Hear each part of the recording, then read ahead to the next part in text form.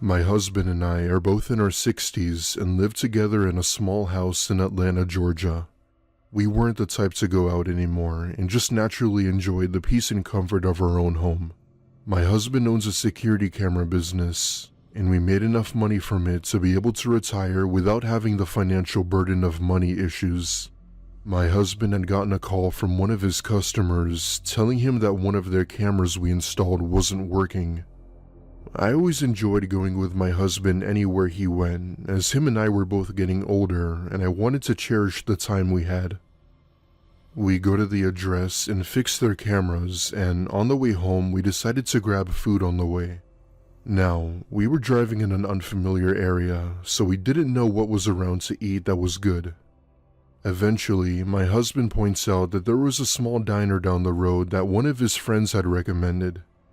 It had a nearly 5-star rating online, so we decided to give it a try. Right off the bat, it appeared slow, with the only people being us and a younger-looking woman sitting alone in one of the booths. She appeared to be in her mid-30s and seemed to be constantly alert about something. Looking out the windows, looking behind her, checking her phone, etc. We thought it was strange, but didn't think much of it as, let's face it, it's not our business or concern. A minute later, a waitress comes to seat us and hands us each a menu with some silverware. My husband proceeded to quietly tell our waitress if the woman in the other booth was okay. She then tells us that she came in over an hour ago crying, refusing to order any food, and has been acting like that ever since. Now, there's no real way to say this without sounding weird, but my husband is very nice. Like, he's polite, but always goes out of his way to make sure people are okay. Because of this, he gets up and approaches the woman who is now uncontrollably shaking. Right as he taps her shoulder, she abruptly screams, telling my husband to leave her the hell alone.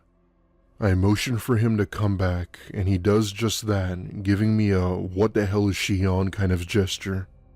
We order our food, and as we're leaving, we look at the woman one last time and see that she now has her head down sobbing. We drive back home, and we're in a constant worry about what she possibly could have been dealing with that would make her act like that. Drugs, a breakup, depression, we didn't know. Anyway, we moved on with our life after that until a few days later when we hear a knock on our front door. My husband went to open it, and standing on our stoop were 2 men in suits asking for our names. They were the FBI. "Were you both at the Soy and Diner on December 20th of this year?" they asked. Yes. "Do you know anything about this woman?" One of the men proceeded to show us a picture of the woman from the diner taken on the surveillance cameras. We told him that we had seen her at the diner acting all strange and not in her right mind. Turns out, the reason she was reacting the way we saw her was because of a pregnancy. She had murdered her newborn and disposed it into a wooded area right before coming into the diner. She told police that she was very religious and didn't want to get an abortion because of it. And with her not ready to have a baby, she did the only thing she could do, which was to get rid of it. Why she didn't put it up for adoption or why she had the baby in the first place is anyone's guess. All my husband and I know is that she is one sick, twisted individual.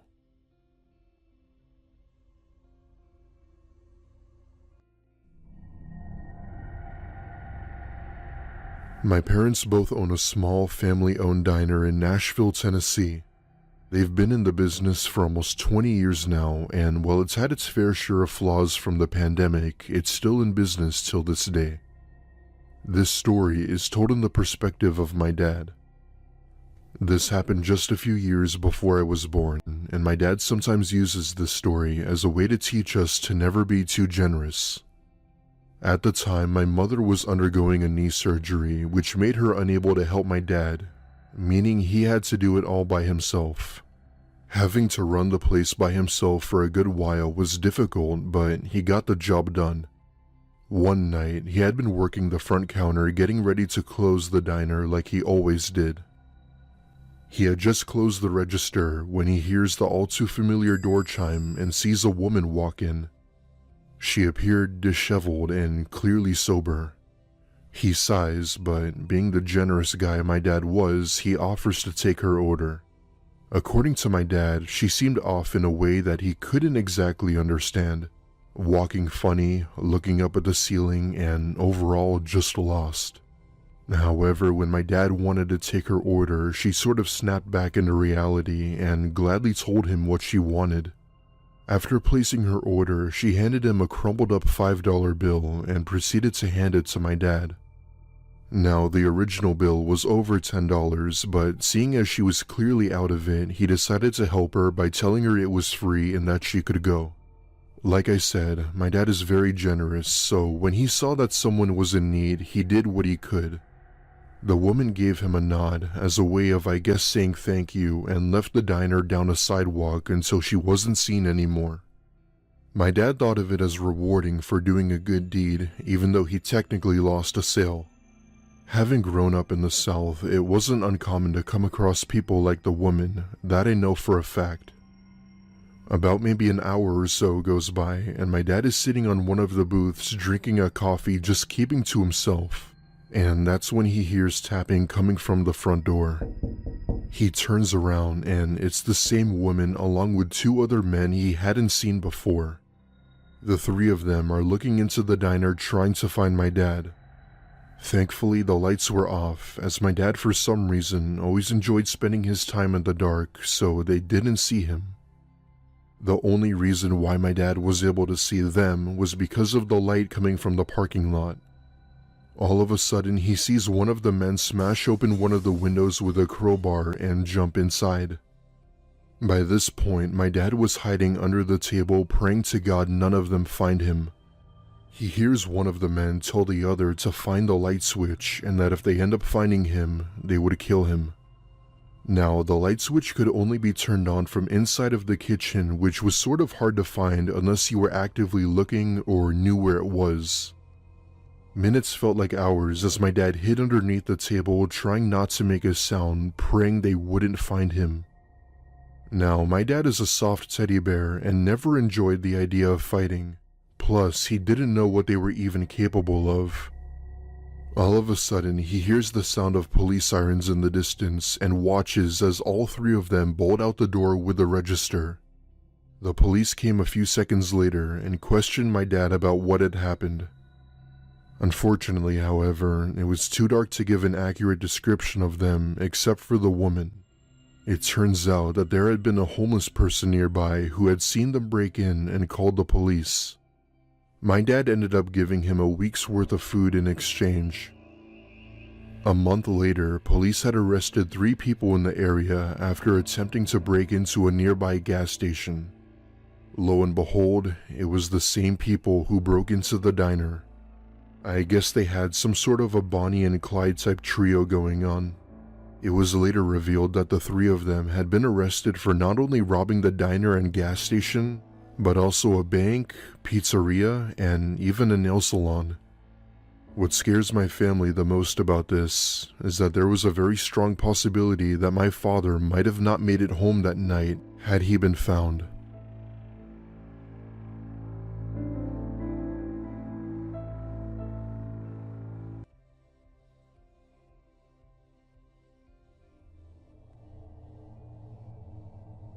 When I was a teenager, I worked as a waitress at a local diner in my hometown of Cincinnati, Ohio. Don't even get me started with the Ohio jokes. I was 19 years old at the time and had just started my first semester in college. I would commonly work at the diner during the weekends as I had classes during the week. It was this small 1950s style diner that was a popular hotspot in the area. Because the weekends were our busiest days, those were the days where they really needed me the most. One night, one of my coworkers had called out sick and my manager had asked me to cover. Being the broke-ass college student I was, I figured I could use the extra hours. Mind you, this was on a Wednesday night, meaning this was during the week. I had never worked a weekday shift, so I really didn't know what to expect. For the first few hours of the shift, it was like any other night. You'd have a group of people come in, some individuals, and even that one person coming in for a simple coffee. Now, let's fast forward till around 11 p.m.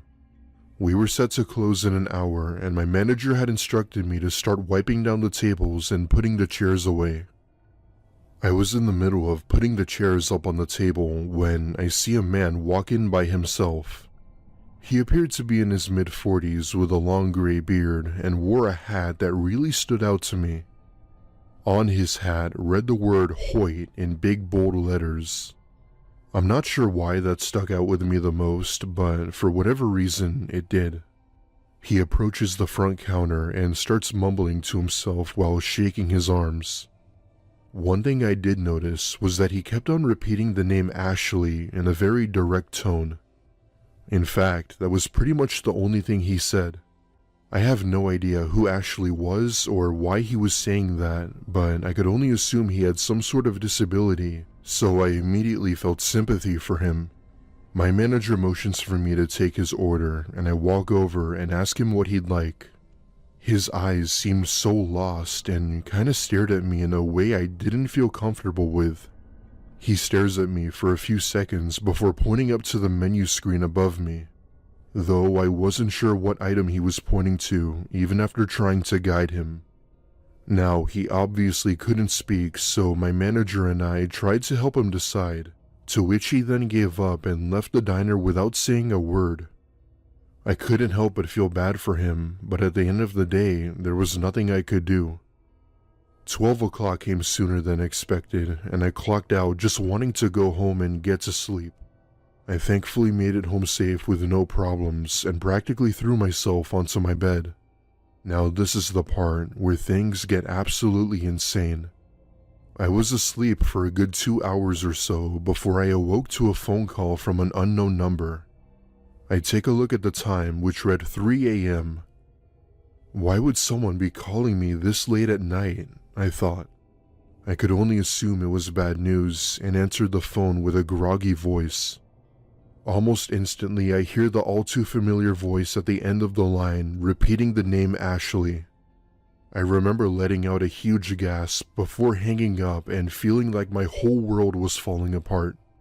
Trust me when I say I didn't get a minute of sleep that night as my constant paranoia crept through me. I have no idea how he managed to find my phone number and call me. Hell, he didn't even know my name as I wasn't wearing my name tag. The sight of the sunrise practically lifted the weight off of me, where I finally made the decision to quit my job. I called my manager that morning and told her I quit. No more late night shifts at the diner for me.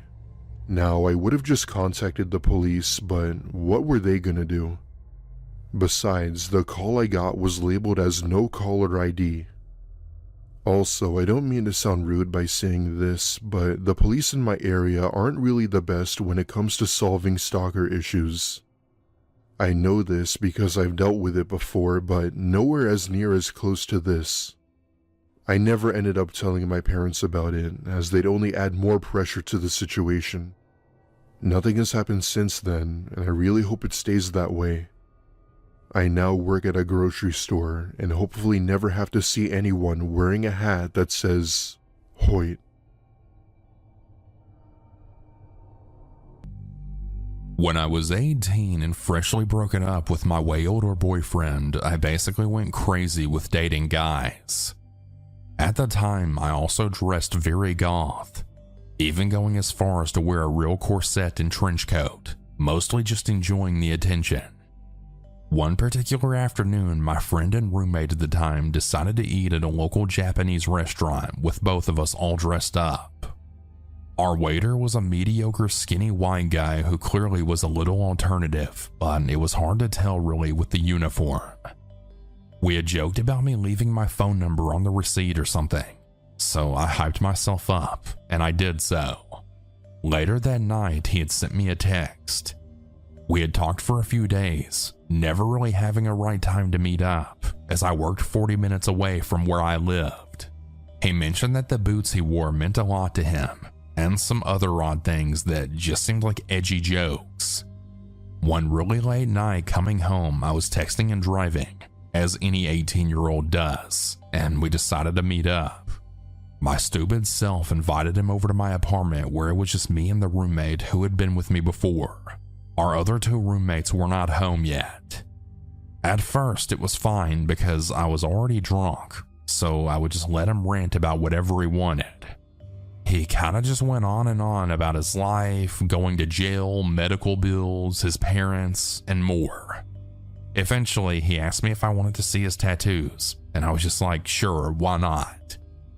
He lifted up his shirt, and not only could I see the handgun tucked in his waistband, but also that he had multiple badly covered up Nazi tattoos. One was just slightly covered with a banana. I don't know what it was, but I had simply decided the best way to deal with this situation was to appease him, so I just went along with it casually. I don't remember exactly every detail because it was over 2 years ago and I was drunk. But he ended up pulling his gun out and putting it to my head, asking me if I was scared. I was immensely confused and I tried to call his bluff, saying I wasn't, which got him to put it away for a while. When we went to hook up in my messy ass room, he had pulled his gun on me yet again, saying he wanted to do it with it out. I got mad and I tried to fight him off me and get it away from my head. Of course, I wasn't as strong as him, and he had hit me in the arm with it, which that shit really hurt because it was a nice one. When I finally got him off of me and he realized I was pissed, not scared, he had started acting like a crackhead, saying I was crazy for not caring about him pulling a gun on me. He ran off, jumped the fence of the apartment complex, and not even taking his car that he had come in. In the morning, his car was gone, and I had a large bruise from where he had hit me.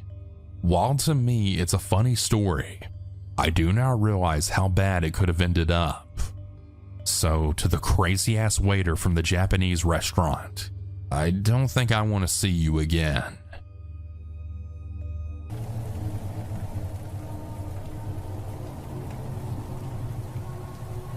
Years ago, for a short time, I worked at a movie theater near where I lived. I was a teenager, about 17 or 18 years old, and lived with my parents. One night, I was working late.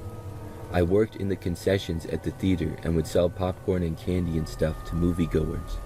On this night in particular, when it got sort of late, things quieted down and some of my coworkers left. It was then just me and my coworker Adam, who was a couple of years older than me and was working at the front selling the tickets. On most nights, about 15 minutes after the last movie of the night started, Adam or whoever was working at the front would lock the doors. Then I would stay at concessions until the movie was almost over. We would clean, and after the movie ended and everyone would leave, we would finish our cleaning and go home. So on this night in particular, I remember that the final movie of the night had started. When that happened, the lobby pretty much cleared out and I was by myself. A short time later, about 15 or 20 minutes into the movie, I looked to the front, which was a little ways away in the lobby, but I could still see. Adam was not by the doors where he sold tickets, so I assumed that he had locked the doors already and had moved on. He was most likely cleaning an auditorium that was empty. I had to stay at the concessions for a while longer though. As I stayed there, a couple of minutes later, and I remember seeing the front doors to the theater open. A man walked in who immediately looked sketchy.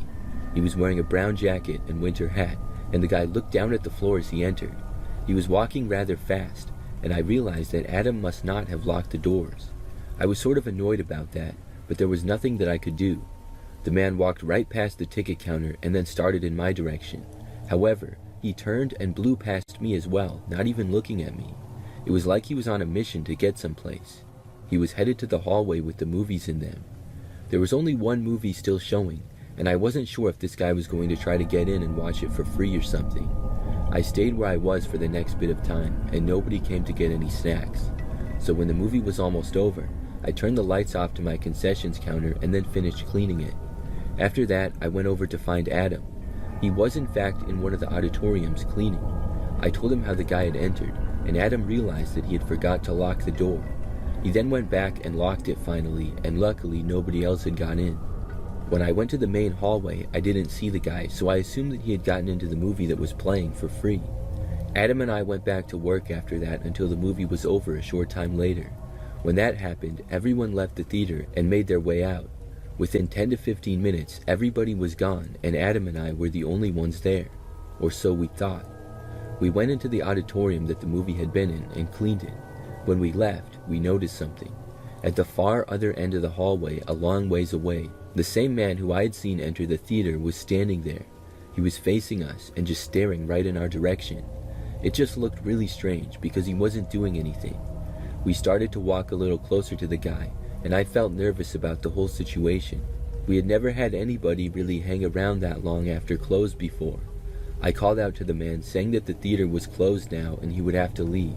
He did not respond though, he just kept standing there. Adam and I moved away into the lobby, and I told him how that was the guy who had walked in when we were supposed to be closed. I walked back into the hallway to see that the man was still standing there in the same place. Then he started waving at me. It was not a friendly wave though. The man did not really have any expression on his face. It really creeped me out and I didn't know what to do. I went back into the lobby and told Adam that we needed to get this guy to leave. We decided to go back into the hallway once again, where once again the man was still standing there in the same place. He waved at me again as well. The man then started walking towards us. We were both really creeped out and didn't know what he would do, but it seemed like maybe he would leave because he was walking in the direction of the lobby. So we went back into the lobby, but the man never entered it. After a few minutes, I went back into the hallway. The man was finally gone. I didn't see him. Adam and I then carefully searched the entire theater up and down. The man was not found. He must have left out another exit. We were just glad that he was gone. We then finished up and left for the night. I didn't work there too much longer, and that remains the scariest thing that ever happened while I worked there.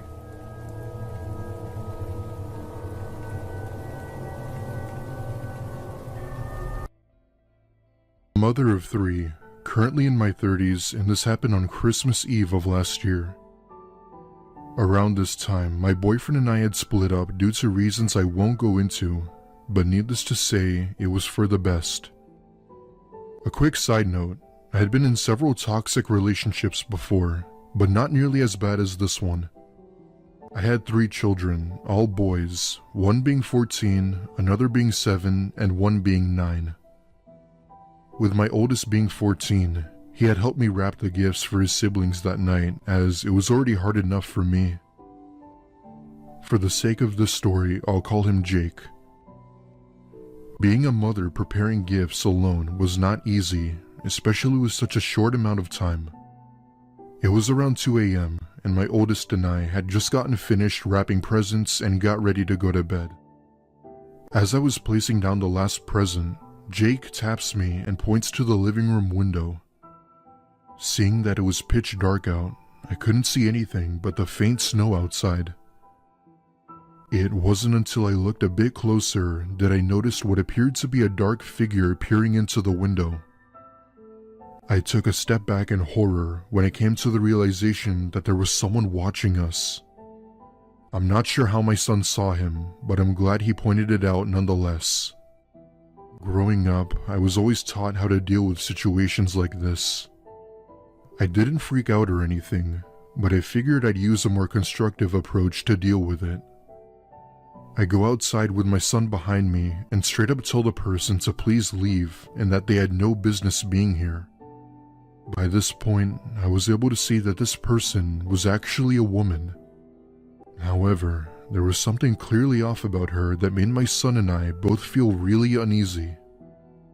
We weren't sure as to what it was, but if we had to say, it had to be her eyes.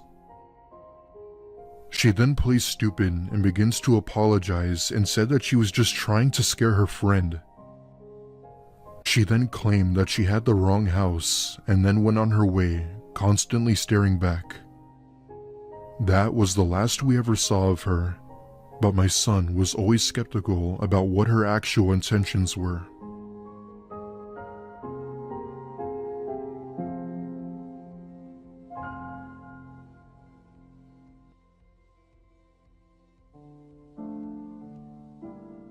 Just to give a little background information, I grew up in the deep rural South, where almost all of labor was seasonal. There was always many Hispanic families blowing through the town during the seasons, usually harvesting related. They would get to town and fill absolutely every rental and open every property in town. The economy would literally boom for 3 months straight, maybe even 4. Then the cycle would shift once again. These families would pass through generally 2 or 3 times a year before the winter hit, and then they all moved on. The harvesting and agricultural work dried up with the winter change, and so did our buzzing little economy. So around Christmas time in the late 80s and early 90s, me, my cousins, and all my friends are having a sleepover at one of my friends' house during one of our rare snowstorms. This particular friend's dad was ex-military, had a pretty cool collection of surplus gear, namely a pair of night vision goggles. This was one of the reasons we like to conglomerate at his house. There's just always cool shit to play with. As I explained before, this is the deep south in the middle of winter, so as you can imagine, there's even less to do than normal, especially for a bunch of kids that can't even drive. We went and manned the windows so one could look out at the snowfall. I think we were playing something akin to Army Base, so we were pretending to be scouts or lookouts and would call for an approaching enemy. Then someone would hand the goggles over to us. It was a fun way to share the coolest toy we were allowed to play with, and also keep us entertained. It felt like we were on a special mission, and every movement counted. Also, the snow and surrounding woodland looked unbelievable, way cooler than it does in the movies. You can literally see everything in motion. That's when we noticed something strange. Consistent movement coming from the nearest neighboring house. Now, this house had been abandoned for a couple of months at the time, as we all knew the family that had moved. We don't know exactly what happened, but suddenly they were getting out of town ASAP. Probably something to do with the wishy-washy economy. Either way, even the kids of the family that went to school just disappeared one day, and that was that. No one ever moved in. No for sale sign, just a big, empty, kind of creepy house in the corner. This house, in the moment, doesn't appear abandoned. Faintly, and only with the help of the night vision goggles, we could see a light on in the attic. It almost appeared to be wavering or dying, maybe turning on and off. There's just something inconsistent about how it reads through the goggles. We took turns passing them around, trying to guess what we were all seeing. So as a group of teenagers tend to do, we decided we need to investigate. We went to the mudroom and started layering up on our warmest clothes for the mission at hand. Flannels, denims, coats, and then an outer shell. Black gloves and beanies came last to keep us hidden in the dark. We felt like this little paramilitary unit. Although the truth is, if anything decided to kill us, there wouldn't have been shit we could do to stop it. We were barely 12 years old at the time. We navigated the woodland rather than use the road. This made us feel even cooler. Kept us out of sight of any potential watchmen. I think we all believed there was going to be an enemy or a great mystery, so we decided we needed to sneak up on it. Sure enough, we step onto the property and there's definitely a light on the attic. It's a candle, flickering back and forth beyond the single slat window that we can see through. The wavering of the flame was what made it inconsistent through the NVGs. If it blew too hard, it almost looked like it went out. We stood there in the cold and just stared. Clearly there was someone inside of this abandoned house. Someone who probably shouldn't be in there. There wasn't a chance of any of us getting any closer to the house to actually look around. We knew the porch to be creaky, would give away our position. We slunk back into the tree line and just watched for a bit. Chased what the slender shadows we could see moving around in the attic up there. After a while, the chill got us. We retreated back to the house, where we continued to monitor with the night vision goggles until we had to go to bed. We agreed we'd investigate for real when the sun was up. The next morning, we all trekked back over to the house and, not seeing any more light from the attic, made our way inside. This was easier than it should have been, but as mentioned, we knew that kid used to live there. He showed us the loose windows and doors that failed to latch. We slipped in without much noise and closed everything behind us and then waited. We wanted to make sure no one saw us come in. After a few minutes of silence, we began to look around. As expected, the house was completely cleared out. No furniture, no decor, nothing. There were stains on the walls from where the pictures had been hanging. The drawers and cupboards were totally empty. There wasn't any evidence of a squatter, vagrant, or serial killer. There was only one place left to look. Now, this could have been just us teenagers having an overactive imagination, but I swear that when we pulled open the trapdoor to the attic, a cold wind rushed past us. Everyone from the front of the line to the back felt it, which is why I still don't deny that it happened. This wasn't the most unbelievable part, though. As we climbed up into that attic, we noticed it was just as barren as the rest of the house, save for the one central feature. There, in the middle of the attic, was a bloody sacrificed lamb nailed to a crucifix. Those of us in the lead that actually got into the attic had a full meltdown, screaming, backpedaling, trying to get away from the carnage. The smell was horrendous, and there at the foot of the crucifix were a pair of burnt out candles. We ran back down the ladder, then down the hall, and barreled through any manner of exit that we saw fit. No one bothered to close anything behind them. After that, we made a tear through the thicket and back to our friend's house. We went straight to his dad and told him. This is the same military dad with all the badass equipment. We were actually elated it was him that we got to tell. No one was more prepared than the guy with the machine guns and night vision goggles.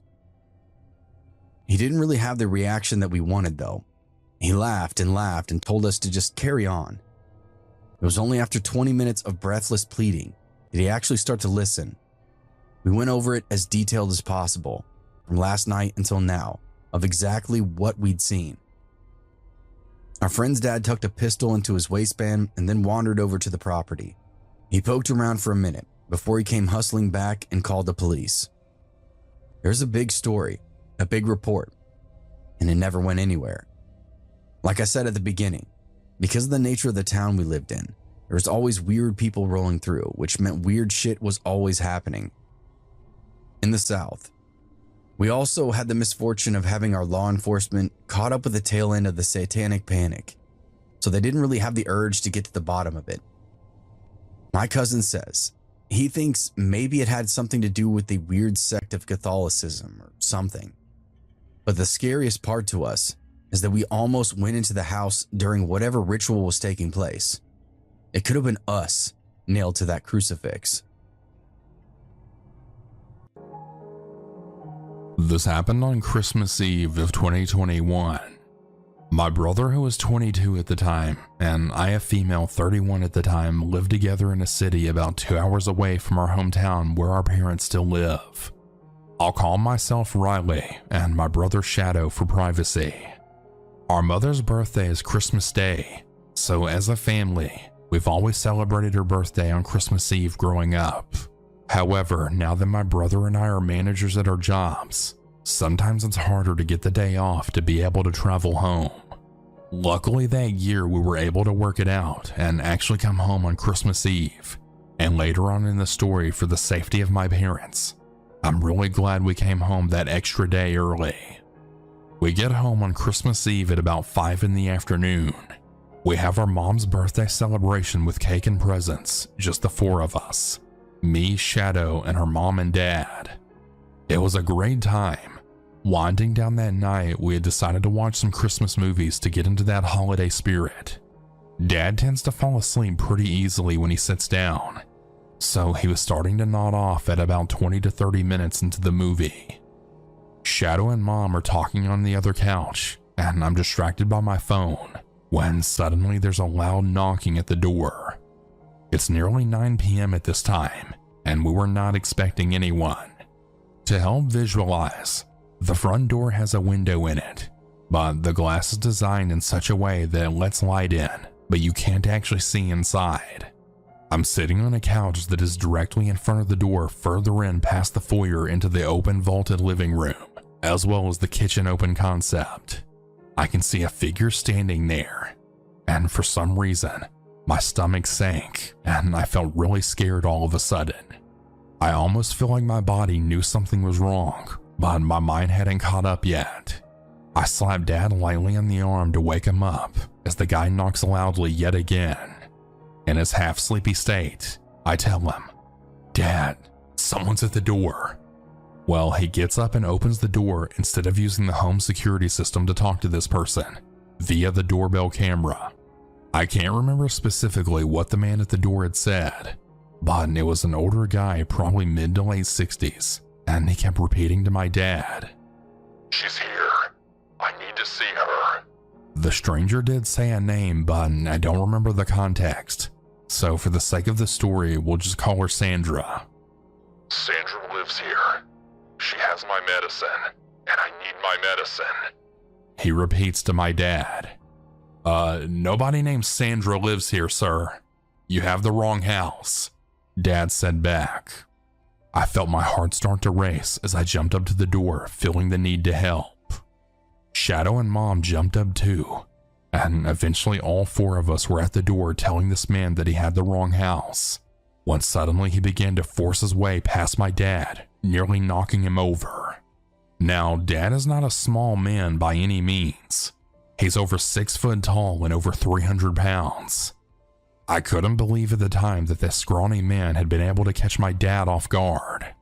In what felt like slow motion, I hold up Dad as he, Shadow, and Mom start trying to close the door. The man had his hand on the door's edge and refused to let go, still managing to push against all four of us. Shadow begins to punch the man's hand on the door repeatedly to get him to let go, taking about 6 or 7 punches before the man lets go in pain, and as he falls back, the door slams shut. We'll lock the deadbolt quickly before the man has a chance to try and open it again.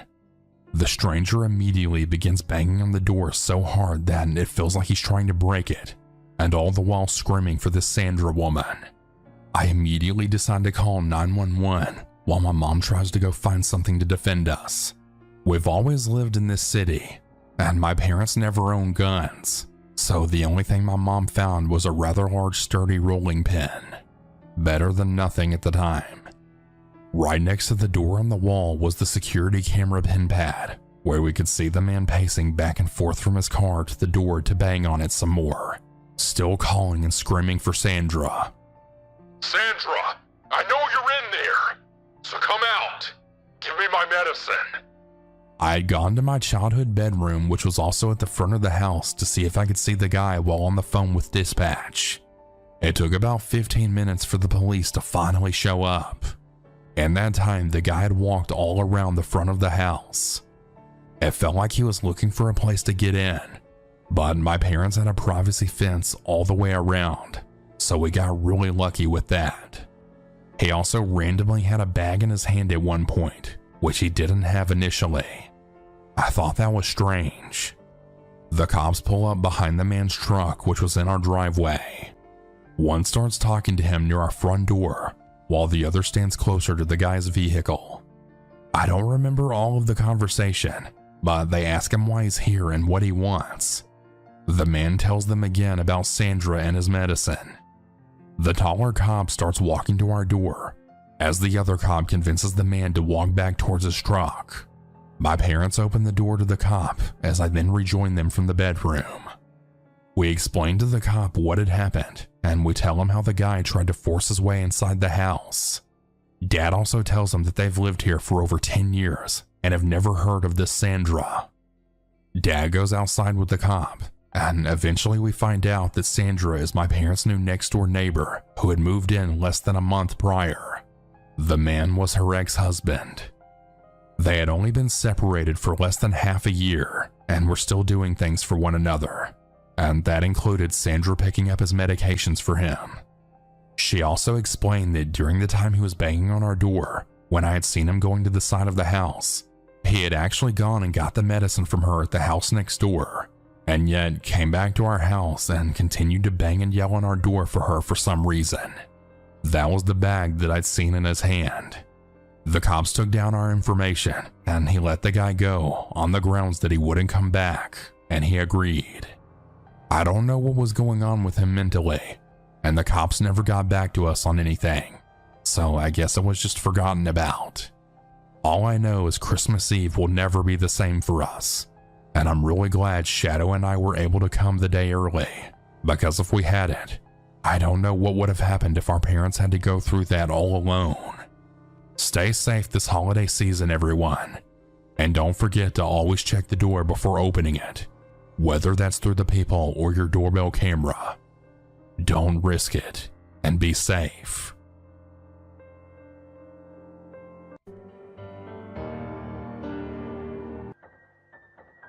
My name is Jordan, and this happened on Christmas morning of 2012. Seeing as this was about 12 years ago, I can't remember every detail, but I'll try my best to explain everything that happened. Ever since I was very young, I lived with my aunt and uncle throughout my childhood. Long story short, my mom was a major meth head, and my dad spent a long time in jail. Because of that, they were in no position to raise a kid, and that was why I went to live with my extended family. Ever since then, I felt happier around them, where they actually cared for me and my well-being. Anyway, it was Christmas morning, and me, being the excited 6-year-old I was, went out into the living room. Stocked under the tree were a bunch of presents and gifts. It was a child's dream come true.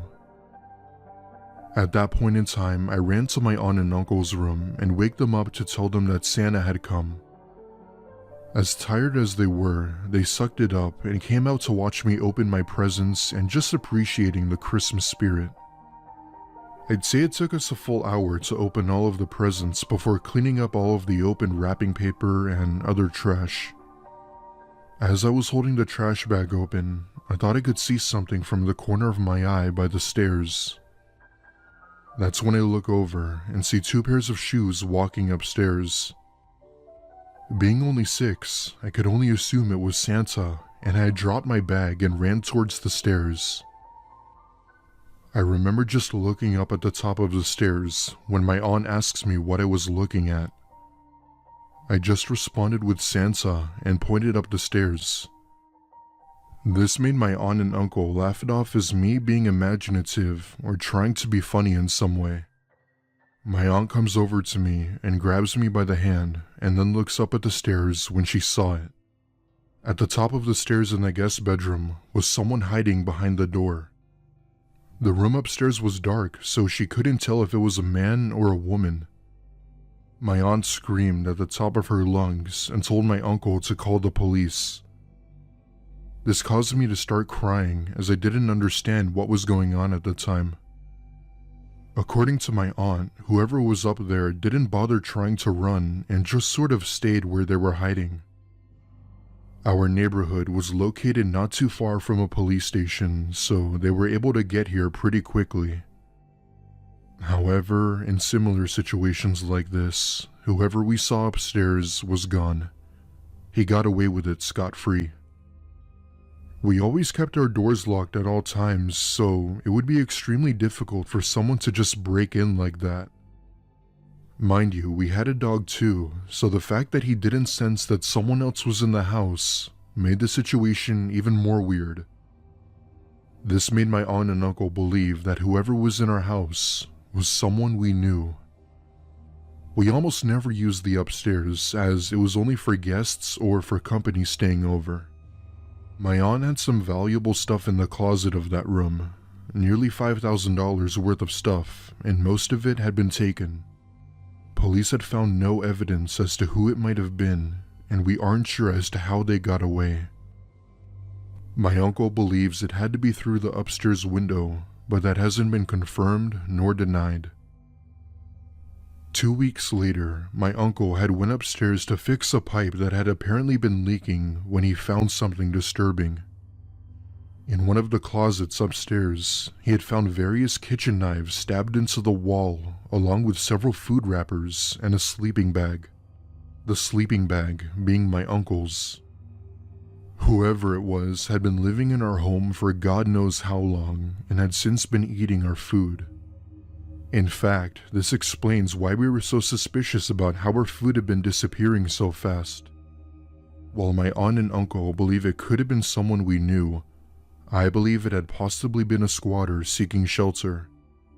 This would explain why they were eating our food and why they had stayed in the house. We haven't seen that person since, and I'll always remember what happened that one Christmas.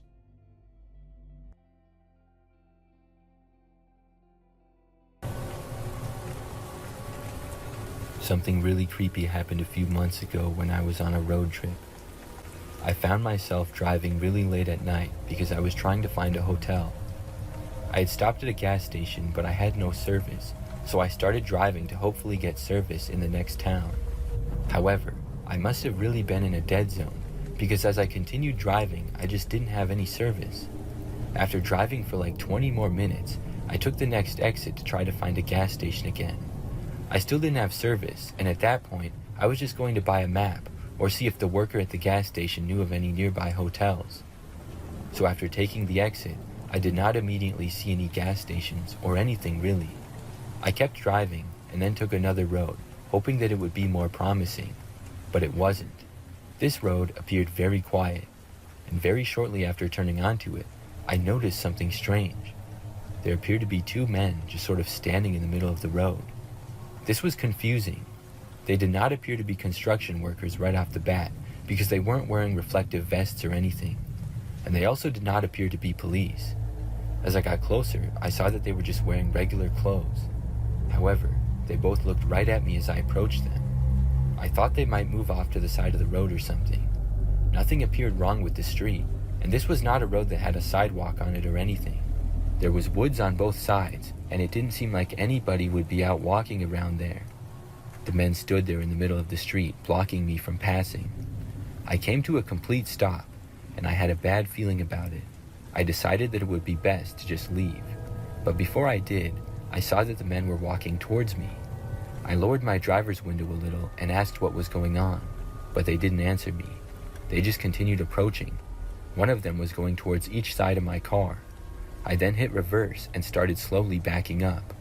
One of the men went faster towards me, and I saw the other guy going to the side of the road. At that point, I turned to try to turn my car around so that I could drive the opposite way. I was far enough from the men that I didn't think they would catch me in the small amount of time that I would be stopped. So I went slightly off the road, stopped, put my car into drive, and then I started going the opposite way. By now, one of the men had gotten within 30 feet of my car, and the other was a short distance behind that. But the second man was now holding something large. I hit the gas, not knowing what it was, and started to drive away from there. In my mirror, as I was driving off, I saw the man go down and slide the object. Whatever it was slid pretty fast, and it almost reached my car, but it went off the road right behind me. That's when I realized it was probably a spike strip, the stuff that police use to pop a suspect's tires in a chase. So these guys were trying to pop my tires, but I knew that these men were not police. I kept driving away, and I got onto the next road which led to the highway. Then I tried calling the police, but I still had no service. I got back to the highway and drove down for a little while. About 15 minutes later, I finally had service again. Then I called the police. I told them about it, and they said they would go over and look into it. The men were probably gone by then though, and I never heard anything more about it. I was able to get to a hotel that night, and then continue with my road trip.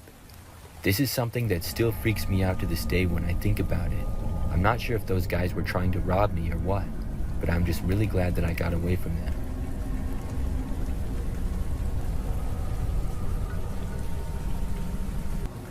One night in the middle of nowhere, I had a freaky situation happen to me. I was visiting my grandma, who lived out in the middle of nowhere. She had a house on the lake, and to get there required driving down a long dirt road for many miles. It wasn't a very popular lake, so she didn't have any neighbors, the closest houses being at least a mile or two away. Because it was such a long drive, whenever I visited, I would just naturally stay the night in her guest bedroom so that I wouldn't have to drive long, tiring hours in the darkness. One night when I was visiting my grandma, I was sitting out on her back patio just hanging out listening to music.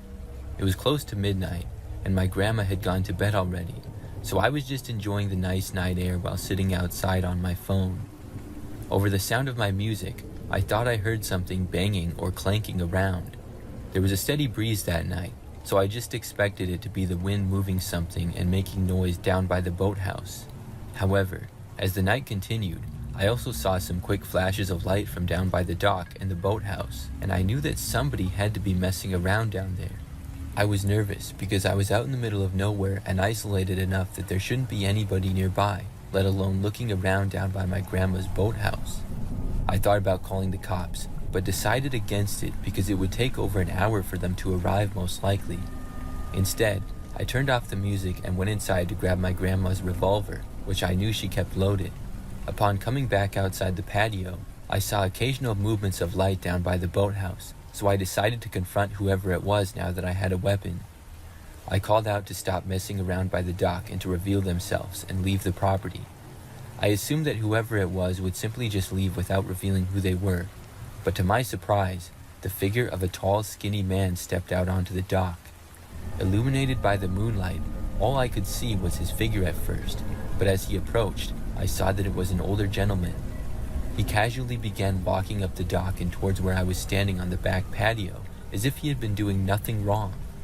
He didn't say anything as he slowly kept approaching, so I yelled out to stop and leave the property or else I'd shoot. I thought for sure that would be enough warning for him, but he just kept coming up the lawn towards me. I finally took a warning shot right above his head to stop him from advancing. After I had fired the shot, he put up his hands and spoke to me for the first time, saying to take it easy and relax.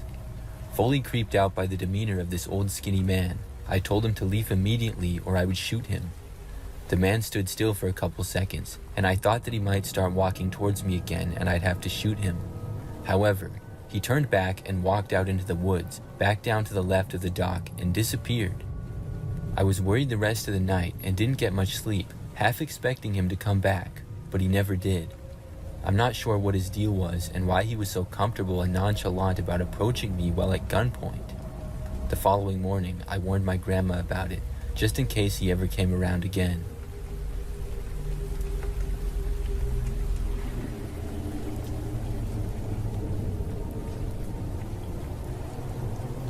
This happened to me 2 years ago, and I still remember it like it was yesterday. I live in the countryside of Ireland, far from the nearest town, out in the middle of nowhere. It's usually pretty quiet, which is nice. Most nights, the only sounds I hear are the occasional cow escaping the field next door or my dog barking at someone walking by. But about 2 years ago, I heard something really strange. It was late spring, and the night sky was clear. I remember stepping into the kitchen around midnight for a snack. As I rummaged through the cupboards, I began to hear noises outside. At first, I thought it was just an animal, but the sounds only grew louder. I opened up the window to listen better, and I saw my dog standing by the back door. She wasn't barking, which was strange because she usually barks at anything, especially animals. Instead, she was focused on the forest behind our house. The noise was hard to describe, but it was like metal being scraped, but it had a croaky quality to it. I didn't like it, and the fact that my dog was scared made me uneasy, because she was a big dog and not easily frightened. I couldn't understand what could be out there, so I decided to bring her inside and go to bed. But as I lay in my room, the sound seemed to follow me. It shifted to the front of the house, which didn't make sense. I shut my curtains, hoping to block out whatever was outside. Just as I got comfortable, I heard a tap on my window. It was soft at first, but then it became a steady tapping noise. It sounded like stones being thrown against the glass. I stayed under the covers, just listening and hoping that it would stop. It went on for what felt like an eternity, but eventually I fell asleep. The next morning, I mentioned the night to my neighbors. That's when I found out a man had moved into a house just around the corner. They said he wasn't exactly a law-abiding citizen, and he had a history of trouble with the law, so much so that whispers about him being a drug dealer floated around. About a month later, a massive stash of drugs was discovered in a shed nearby, and we never saw that man again after that. Thinking back, I can't shake the feeling that he might have been trying to scare me that night while he was high or something, but it was just all so strange. Like, how did he create that sound for hours, and how did the sound move around the outside of my house so quickly? What unsettled me the most was the thought of what could have happened if I had gone to check on the noise. I'm still not 100% sure of what it was, but it freaked me out.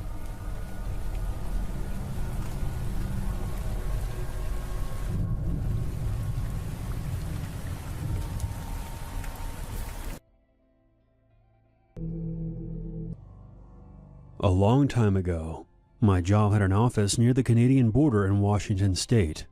I often had to travel up there to help train staff. Being a bachelor in my late 20s and liked getting away for a few days, I was always up to making some extra cash by volunteering to go whenever help was needed up there.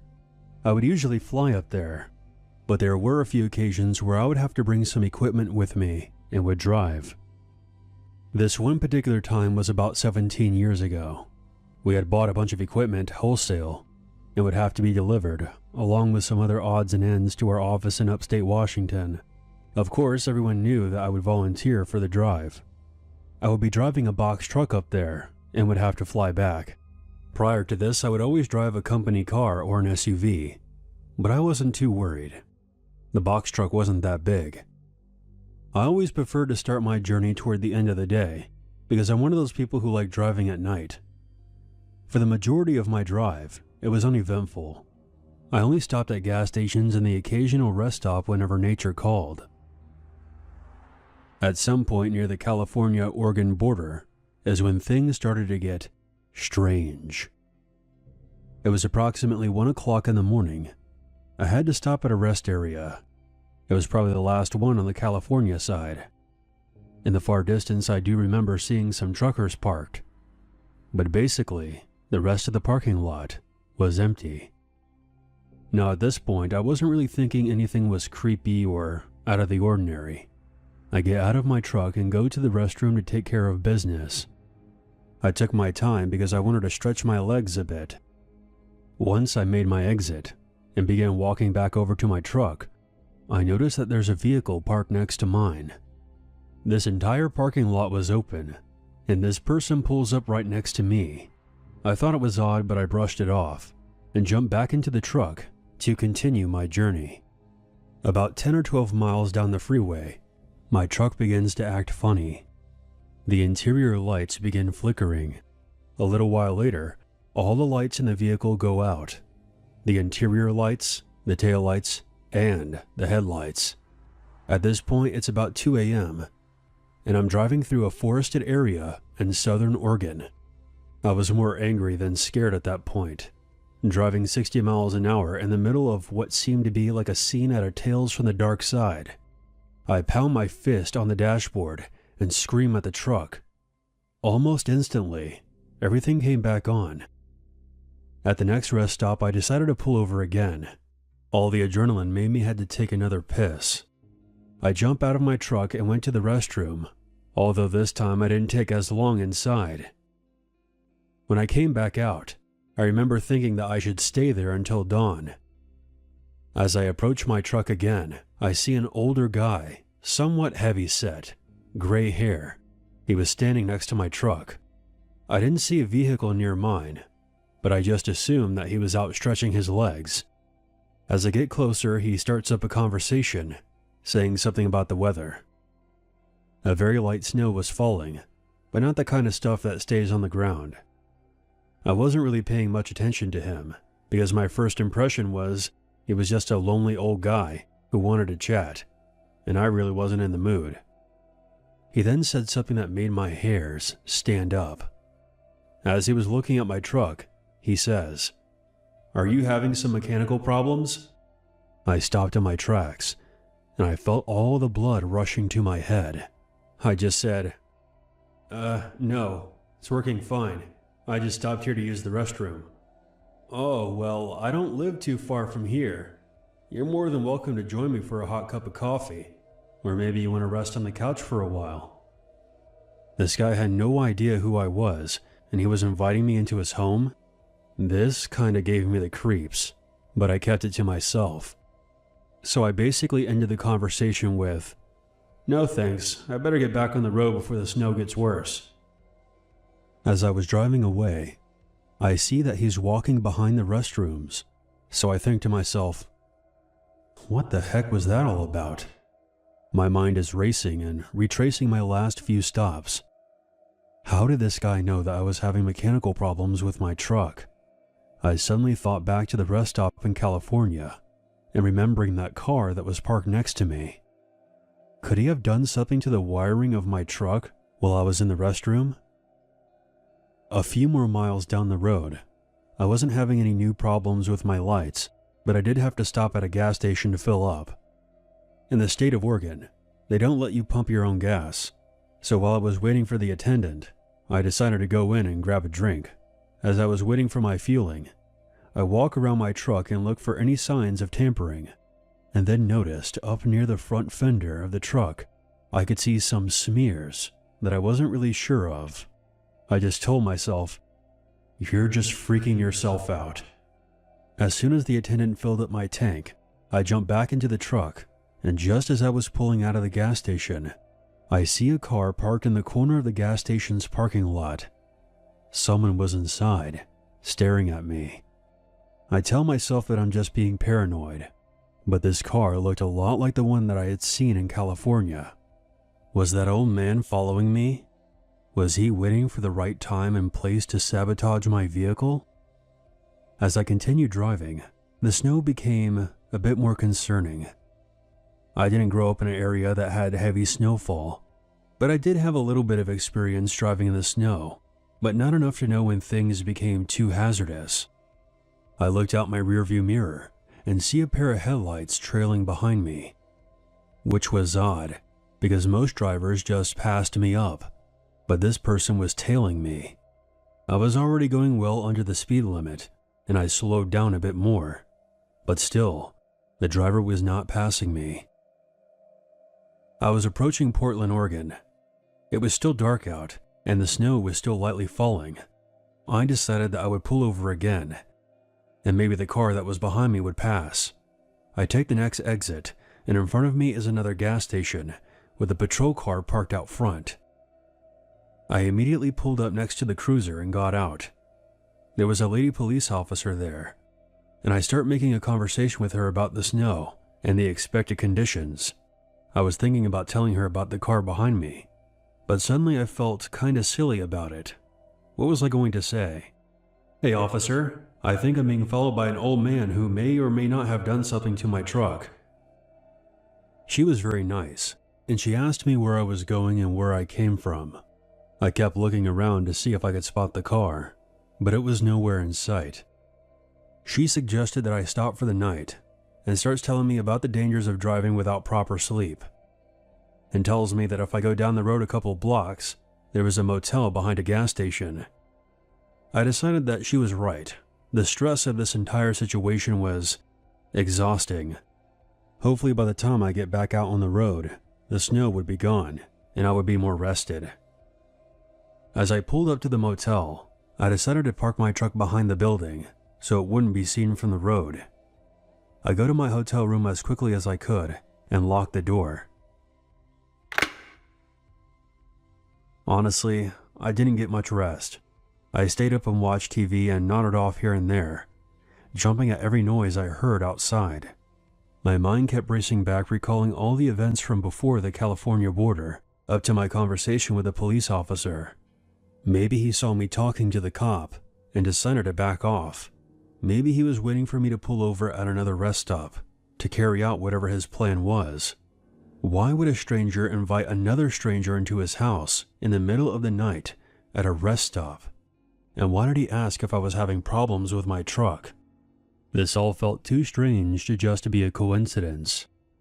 Finally, at around 7 a.m., I decided that enough was enough. I got up, had myself a big breakfast before checking out of the hotel, and continued on my trip to the office. Thankfully, nothing else strange happened, but I always wondered about that night. Call me paranoid, but something deep down tells me that I interrupted that old man from doing something else to my truck at the rest stop in Oregon.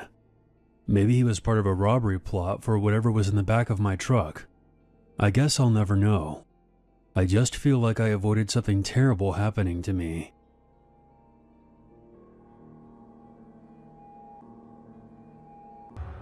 This happened back when I was 8 years old. Back then, I had a friend named Max. Max and I were friends from school and would hang out at each other's houses. I remember that one Friday night, I got invited to sleep over at his house.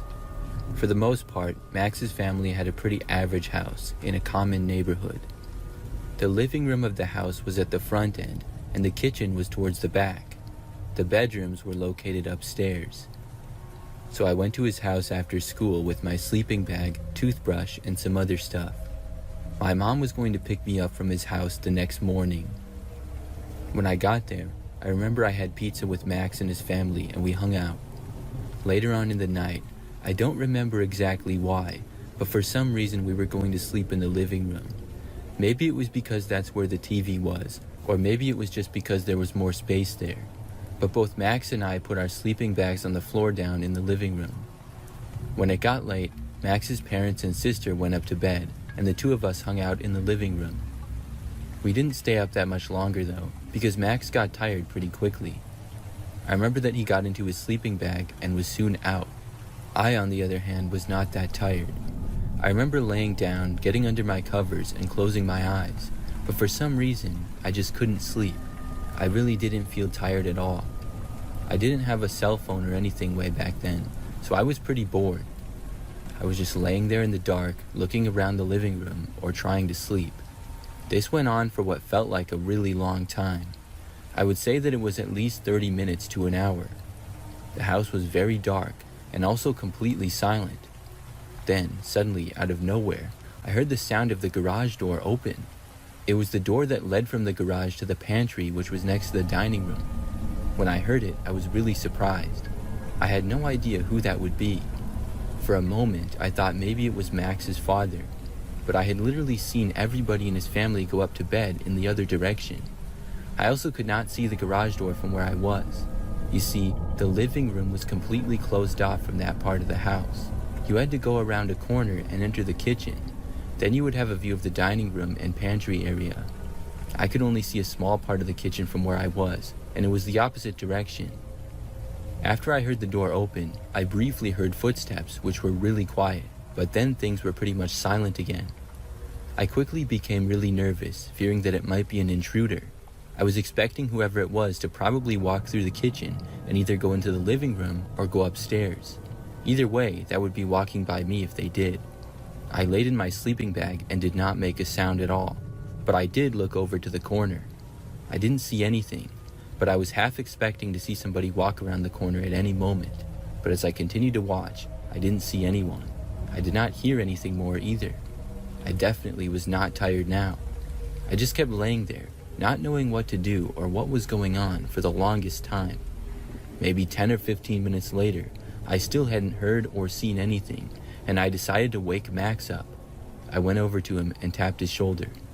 After a few tries, he awoke, and he asked me what was going on. I told him that I heard the garage door to the house open, and I thought that somebody had entered. He asked me if I was joking, and when I said no, he seemed to wake up. After whispering to each other and discussing it for a few moments, we decided to go and look. I was pretty nervous, but Max and I got up and walked over to the corner to go and see. We walked over, and right before we reached the wall and entrance of the kitchen, we heard the sound of the door opening again. Then, as we looked around the corner, we were just in time to see the garage door closing and somebody walking out of it.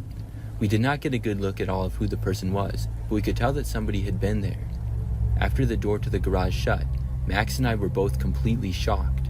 Max then ran over to the garage door and locked it. After that, he sprinted back over to the living room and said he was going to wake up his parents. I waited in the living room as Max went upstairs and returned about a minute later with his parents. They came down, and Max's father walked into the garage. We discussed what happened with his mother, and a few minutes later, his father returned inside. He said that whoever was there had left. Max's father even looked around the backyard a little bit and was confident that he didn't see anyone. At that point, everybody pretty much went back to bed.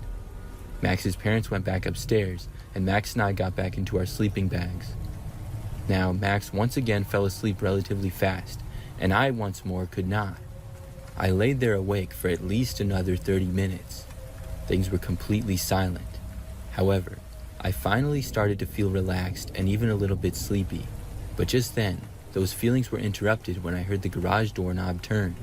With it being locked though, the door did not open. I figured that the person was back. Luckily, they were not able to get inside. I just heard them try the door that one time. I kept laying there and listening. There were no more noises. Eventually, I was able to fall asleep. The next morning, I told Max about hearing the doorknob turn again the previous night. We told his parents as well, and his dad searched the entire property. However, whoever had been there must have actually been gone then, because he didn't find anything. My mom soon came and picked me up after that. I didn't really hear anything more of it from Max. I stayed over at his house a few more times, and nothing like that ever happened again.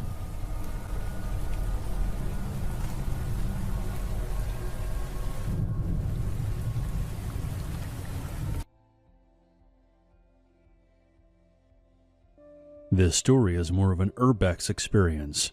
However, it did happen during a sleepover. It took place in Alton, which is a small countryside town in England. The town doesn't really have much to offer for young people growing up there, and for that reason, it encouraged many rebellious kids like myself to find mischievous things to do in our spare time, often without our parents' knowledge. I'm not an easily scared individual, but this experience shook me up for a whole month. I remember it as clear as glass. It was a Friday. My friend, who I will call Jack, asked me in math class if I wanted to do a sleepover at his place for the weekend.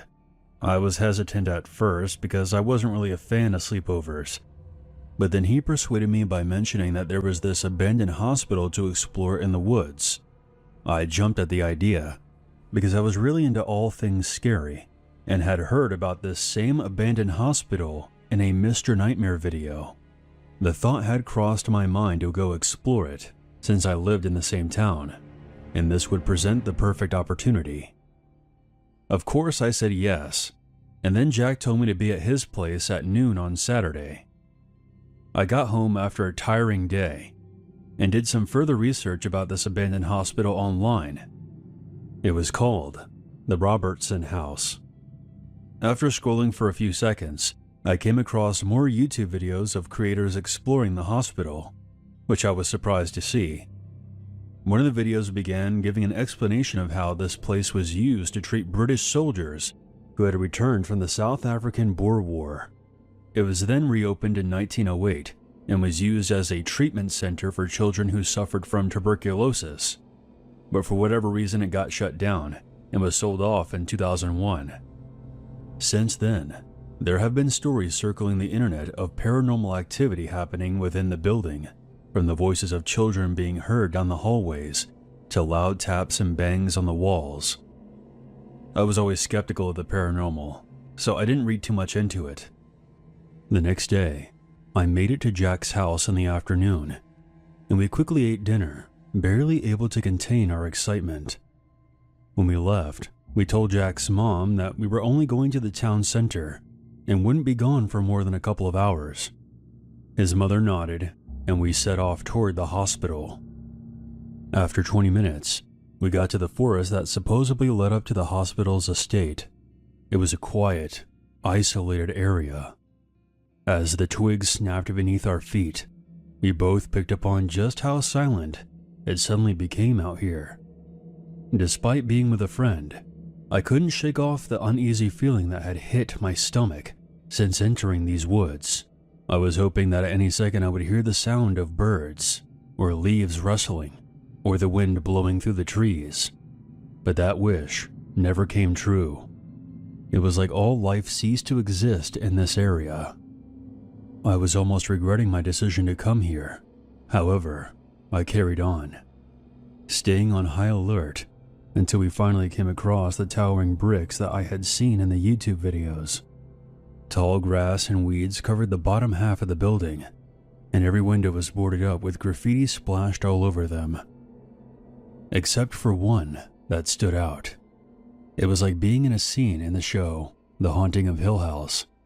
Jack strolled ahead of me because he could see that I was losing my confidence. He told me, "The entrance is this way," and pointed toward the one window that hadn't been boarded up. Jack climbed inside first, being careful not to cut himself, and then I followed. We both stood by the window preparing our phone flashlights before slowly stepping into the dark hallway.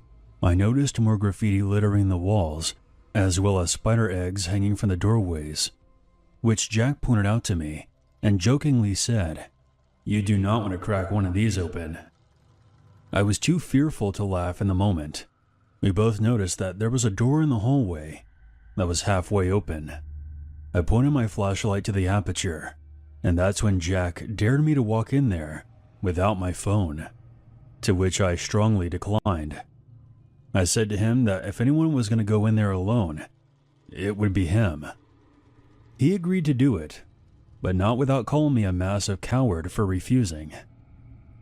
I watched nervously as he approached the door, pushed it open, and then turned his phone light off.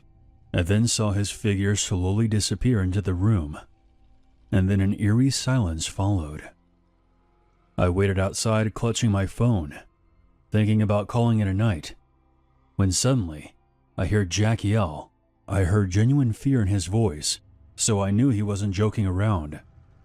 I swiftly rushed in and saw Jack in the middle of the room, looking down at his feet with his back to me. I asked him what was wrong, and when he turned to look at me, I could see a look of pure fear in his eyes. He signaled to me what he was staring at, and when I saw myself, my blood ran cold. Inches away from Jack's feet was a pile of bird carcasses stacked on top of each other. Some were old and decomposed, while others looked fresh. We heard what sounded like hooves crashing down above our heads.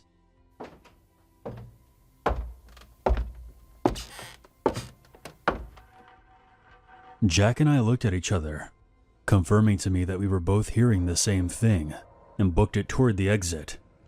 As I walked past the staircase, Jack yelled out, "Hey, I still want to see what's upstairs." "Have you lost your mind? I know you heard those footsteps too. There could be a squatter roaming around up there." He ignored me, and without hesitation, he shouted from the bottom of the staircase, "Hey, is anyone up there? We mean you no harm." An uncomfortable vibe followed. He then took his first step. The stairs creaked loudly as he did. My anxiety was stirring with each step he took. Even though I wanted nothing more than to get the hell out of there, I didn't want him to go alone. I approached the bottom step, but as I got there, Jack said, "Don't. You're not going up there alone. The stairs will collapse if you take another step. Just stay here." Fine. This is a really stupid idea. I'm gonna wait for you outside." He nodded to me, then disappeared out of sight. And then I made my way to the window that we entered through and carefully hoisted myself out of the building. I waited for a good minute, wondering if I had made the right choice to leave Jack in there. Suddenly, I heard the sound of sprinting, getting louder and louder, coming from inside the building. That's when I saw Jack through the window, running toward me. He then jumped out, faster than a cheetah. Before I could even ask any questions, he told me to run and to not stop. I followed after him, running faster than I ever had before, with adrenaline pumping through my veins. After what felt like a half an hour, we made it to the town's center and stopped to catch our breath. Once I regained my composure, I asked him what the hell happened in there. Jack told me that after he got to the top of the stairs, he saw a room directly in front of him and could see small glimmers of light at the bottom of the door. He then put two and two together and determined that this was the area where we had heard the footsteps coming from. He continued the story and said that when he opened the door, he pointed his phone's light into the room and saw a huge pentagram painted on the floor with candles surrounding it. When he backed out of the room and into the hallway, he then saw several robed figures standing at the end of the hallway, looking at him. That's when he decided that he had enough excitement for one night, and it was time to leave. We chose to not speak a word about this to anyone. To this day, this experience still sends chills down my spine. Who were those people in the hospital with us? Was it some kind of cult that lives out in those woods? Quite frankly, I don't need to know that badly. I stay far away from those woods now, and I advise anyone to never allow their curiosity to get the better of them in situations like this. There are some things that are better left in the forest.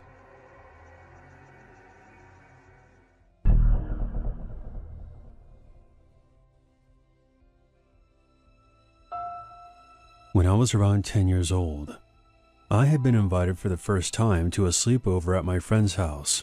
We'll call her Abby. She lives pretty far away from me, so whenever we hung out, it always felt like a special occasion. I had just started becoming brave enough to sleep at other people's houses, and since Abby was one of my oldest friends, this would be a trial run of sorts. Here's a little background about Abby's family. She is the youngest of 4. Her oldest brother, who is about 10 years older than us, has pretty severe autism and continues to live full-time with Abby's parents. He was always a bit of a wild card, and as a 10-year-old girl, I always felt a little anxious around him. Anyways, there were 3 of us girls at the slumber party. We decided to sleep on the main floor of her house so we could stay up late watching movies. I chose to sleep on a couch that was perpendicular to a wall of windows that overlooked the backyard. The other girls were sharing a mattress on the floor. We threw on a DVD, but we all eventually fell asleep during the movie. Sleeping away from home has never been easy for me. I wake up frequently, and sometimes can't even fall asleep to begin with. This night was one of those times. After about 2 hours, something stirred me back to consciousness. When I came to, I was bombarded by the bright glow of the TV. After my eyes adjusted, I noticed something outside that hadn't been there before. There was someone sitting in one of the deck chairs and had positioned it to face directly toward where the 3 of us were sleeping. He hadn't noticed that I was awake, but seeing him made my heart race. I stayed totally still, watching him. It was dark, but I could still tell that he was studying us and smirking. Terrified, I watched him for a few more minutes before turning myself into the couch cushion and closing my eyes. Some time passed until I finally mustered up the courage to look again. He was gone. To this day, I have no idea who it was that had gotten into Abby's backyard and sat on her deck and watched us in the middle of the night, but the image of him sitting there, grinning, still haunts me. I thought it may have been her brother, but from what I could see, this man had dark hair and dark eyes. Abby's brother has blonde hair and blue eyes. They looked nothing alike. Luckily, we all made it to the next morning unharmed, but this was the last time I ever spent the night at Abby's house.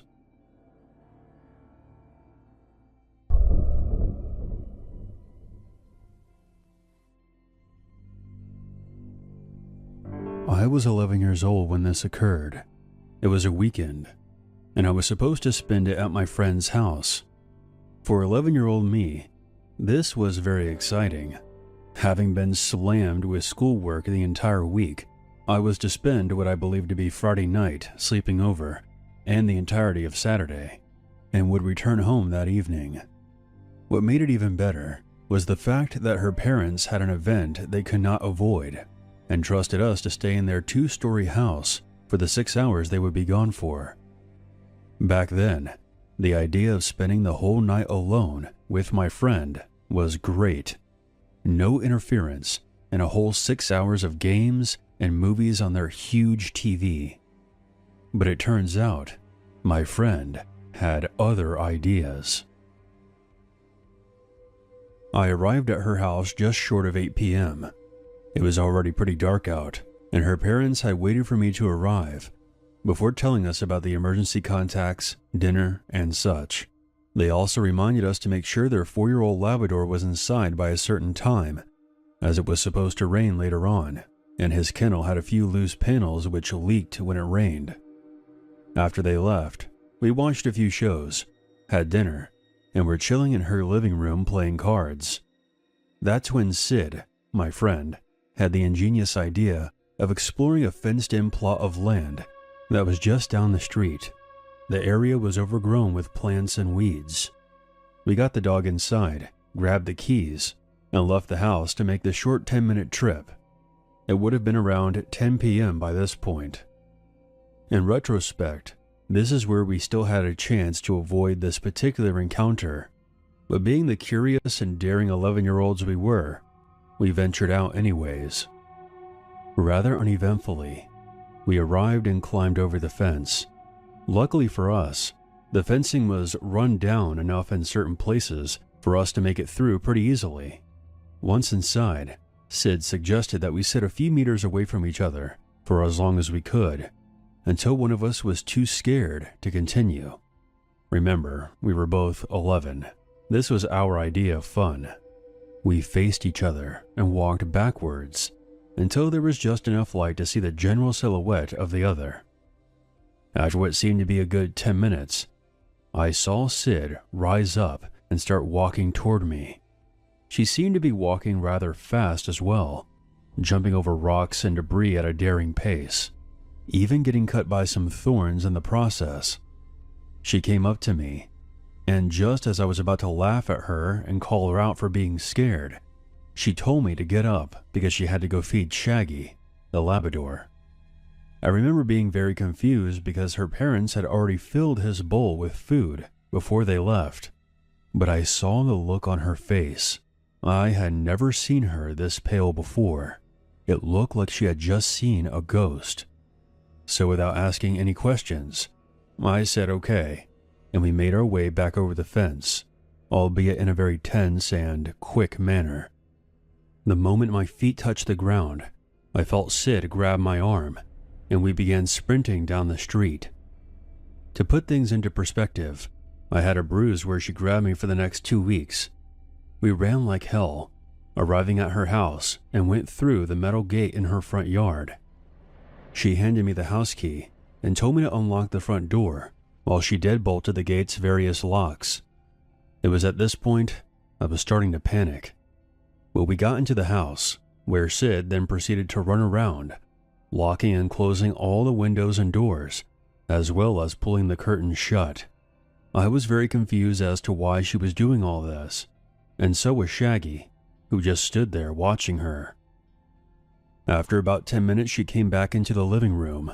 With a very intense expression, she explained to me that the reason that she had done all this was because while we were sitting apart back at the lot, she happened to glance a few meters to my right and saw a figure crouching behind some bushes.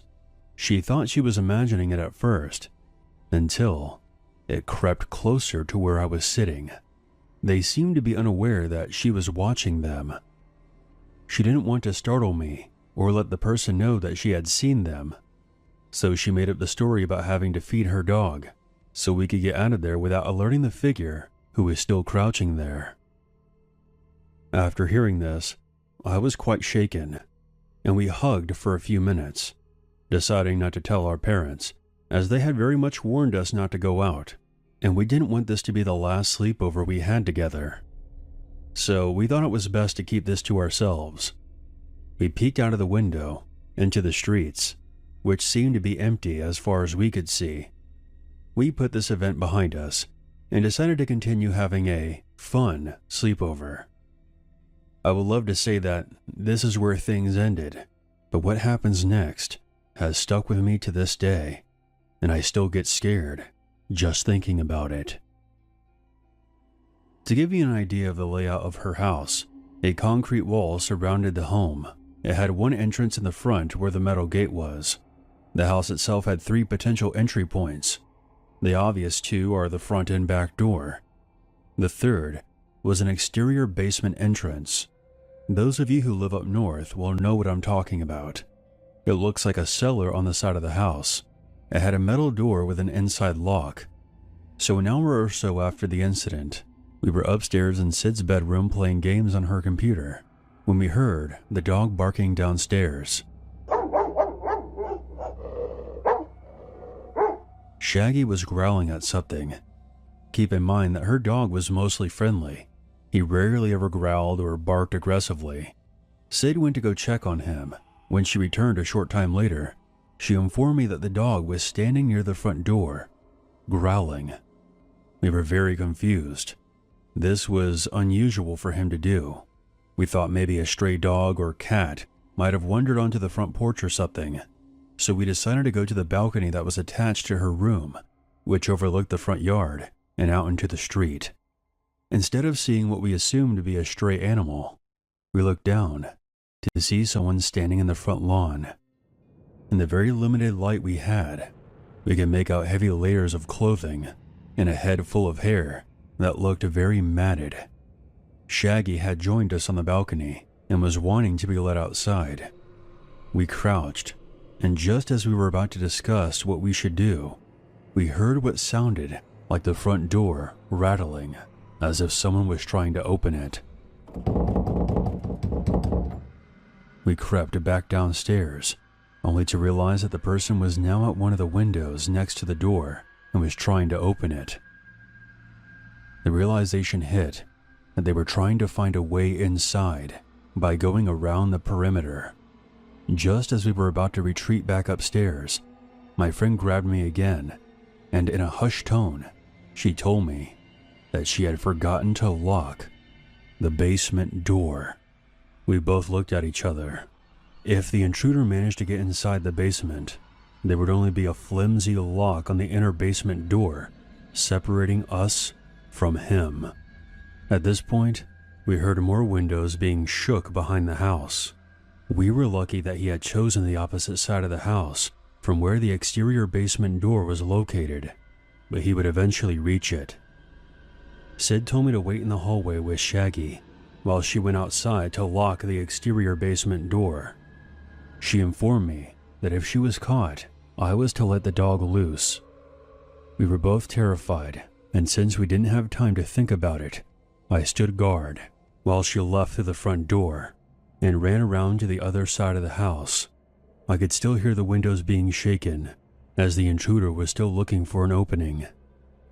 I then heard Sid fumbling with a lock before finally managing to turn the deadbolt. She then quickly ran back inside. Trust me, those few seconds were nerve-wracking. We then shut the front door and locked it, and just as we did, we heard the exterior door rattle harshly. If she had not gone out to lock it when she did, the intruder would have found his way inside. While he tried opening all the other windows, we made our way back upstairs to the balcony. When we looked down, we saw him once again, standing in the front lawn. However, this time, we could see his head was tilted back. It appeared that he was looking right at us. However, we knew that it was too dark for him to be able to spot us. We had turned off all the lights in the bedroom beforehand. He then started laughing.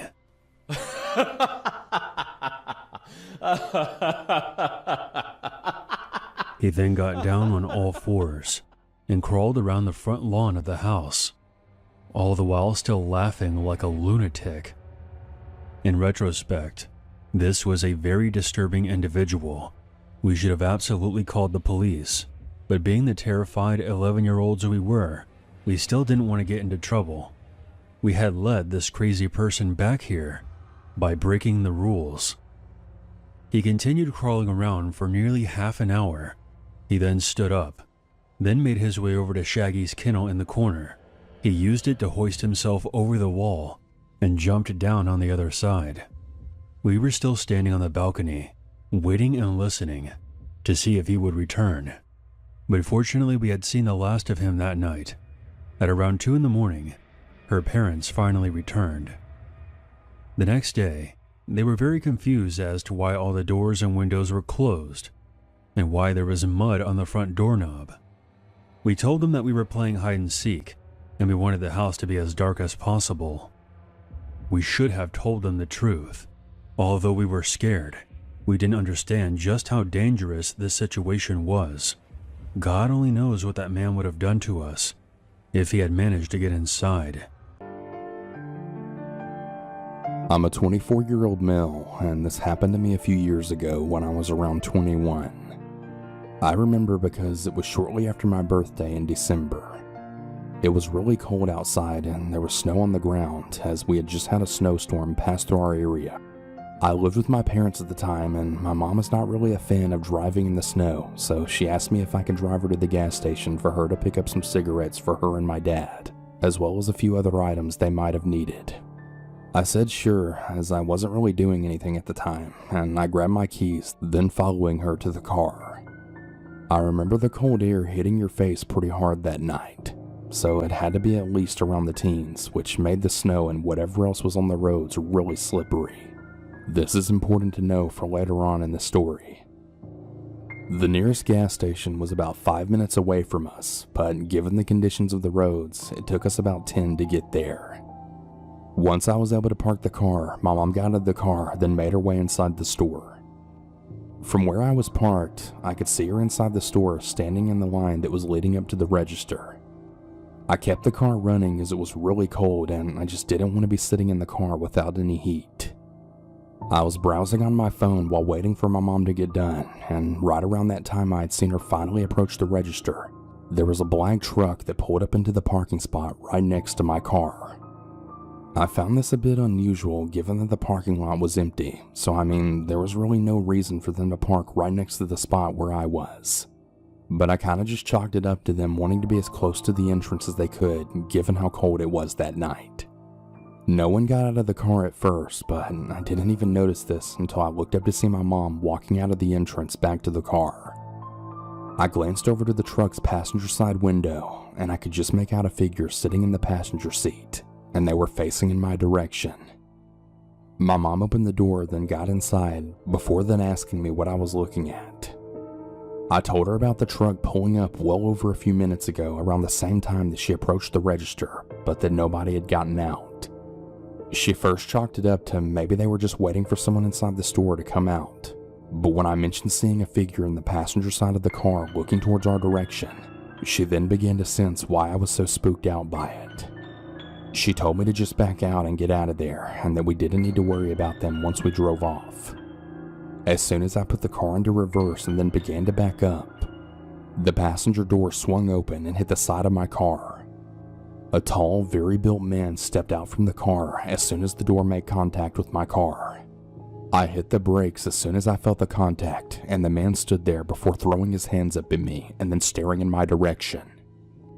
I didn't really know what to do as I'd never really been in any sort of accident before, and my mom was sitting right there next to me and could see as well as I had that the door had not been opened until we had already started moving. The man slowly walked up to my window and just stood there. I cracked it very slowly, and I told the man that I was sorry, but that I didn't see the door open as I was backing out. For a brief moment, he didn't really say anything. That is, before he simply asked, Roll down your window a little bit more. I can barely hear you. I knew this couldn't be true as it was really quiet in that area, and I wasn't even speaking in a low tone. I told him that I'd prefer to keep it cracked as I really didn't want to let cold air get into the car. This really angered the man, and he immediately spoke in a more angered tone now. He was telling me to roll down my window yet again. I again told him no, and this is when things then took a turn for the absolute worse. Without any warning whatsoever, the man smacked my window really hard with his hand. Startled, I immediately jumped back and rolled the window up. My mom was right beside me, just absolutely yelling for me to just back out and leave. But I was really afraid of hitting the man in the process as he was still right next to my car. The man kept smacking my window really hard a few more times before he then tried punching it. It was right at this point where I realized that if I didn't get my mom and I out of there fast, this guy was definitely gonna hurt us. I could see the cashier inside the gas station heard what was going on, and he looked to be on the phone with what I could only assume was the police. But there was absolutely no way I could wait for them as the man was now both punching at my window and now kicking my door. It was like some switch had been flipped on in this man's head and he had just totally lost it. I told my mom to hold on as I put the car into reverse again and backed out of there as fast as I could, just barely missing the guy by a few inches. I pulled fully out of the parking spot before the man ran out in front of our car and slammed his hands right on the hood.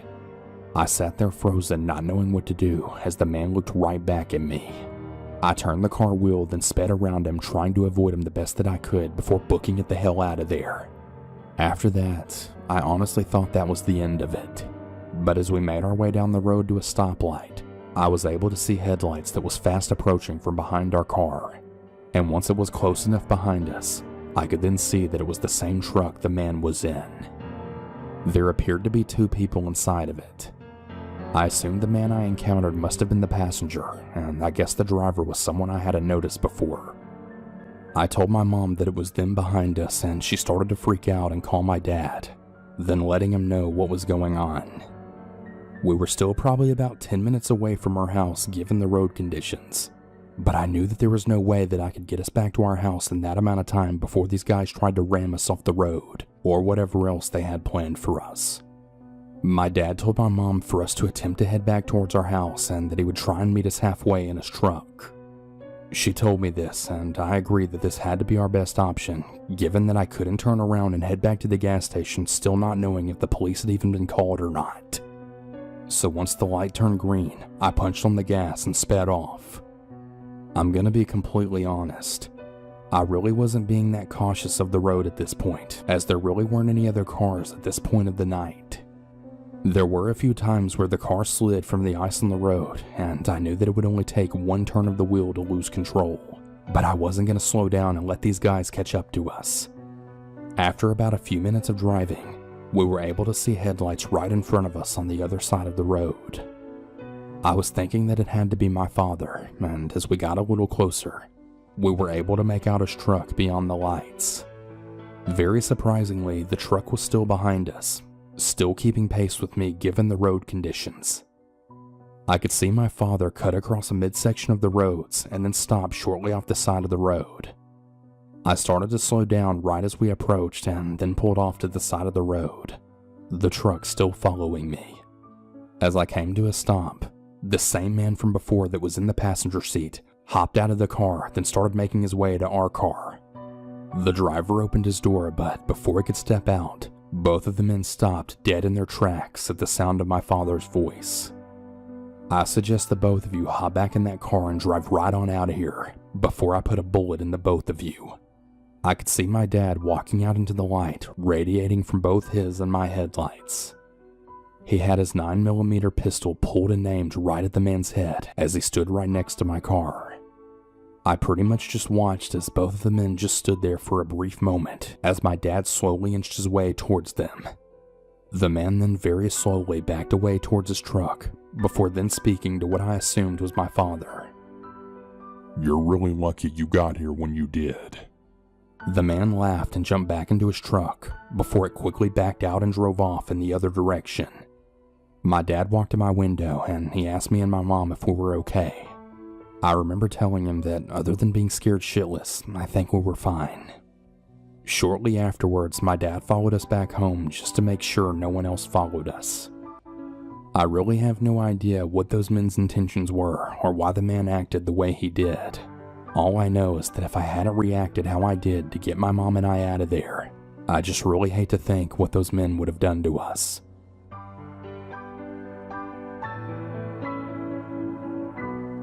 For some context, I'm a 22-year-old female, and at the time I was 18 years old. I had moved to the nearest city from my hometown about 2 hours away to go to community college. I was going to get a degree in fine arts. I lived in a relatively really big dorm with 3 other roommates who were also female. The dorms happened to be located in the back of the college near downtown, situated behind a steakhouse, nightclub, and a gas station. The area was sort of in a seedy part of the city, so I tended to be a little cautious whenever I went, especially at night. One of those nights I had been craving some junk foods and I wanted to grab some snacks to eat while I was watching a movie, so I decided to head out to the nearby gas station. I grabbed my keys, my wallet, and then my phone, then told my roommates where I was going. I was really close by, so I was able to walk to it whenever I wanted to. Though I would typically avoid it at night since it really sent off some really creepy vibes. When I finally arrived there, I opened the door, then went inside. It was pretty quiet, save for one guy who was hanging out near the liquor in the back. The girl at the counter seemed to be scrolling through her phone, seeing as she didn't really have much to do. So I went ahead and started looking at things I wanted to buy. Though I gotta say, the closer I got to the back, the more that I could hear this sort of muttering. The guy who I had seen entering the store seemed to just be muttering absolute nonsense to himself. It wasn't that quiet, so I wasn't able to make out what he was saying. I didn't really think too much of it, and I just went back to what I was doing. A few minutes had passed, and as I was still shopping, the dude who I had seen in the back suddenly started yelling now. Just absolutely shouting random incomprehensible things. Every single second that went by, he seemed to get angrier. The man was pacing and he was waving his arms around. I was pretty much just standing there glued to the spot, absolutely terrified of this man. I didn't know what to do, and I wasn't sure if this guy was drunk, high, or just crazy. The girl at the cash register seemed to have been alerted to his presence as well. We had made eye contact and she looked just as terrified as I did. We both just watched as this man then ranted, raved, and began to pace around the store. I was unsure if I should call the police or not.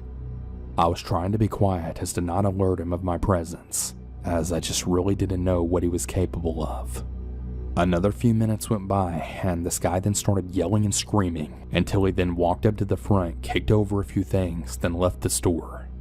I watched the guy then disappear right into the night, my heart now hammering in my chest. I had genuinely thought that I was going to get attacked by this crazy man. Thankfully he left though without causing too much damage. I walked up to the poor frightened cashier and paid for my stuff. I also ended up giving her some extra cash because I felt really bad. I mean, I know she wasn't getting paid enough to deal with people like that crazy ass man, so I just wanted to help her out. That's pretty much the end of my story though. I don't know what happened with the man, and I don't know if he ever returned to the gas station, but I'm just really hoping that I don't encounter him again.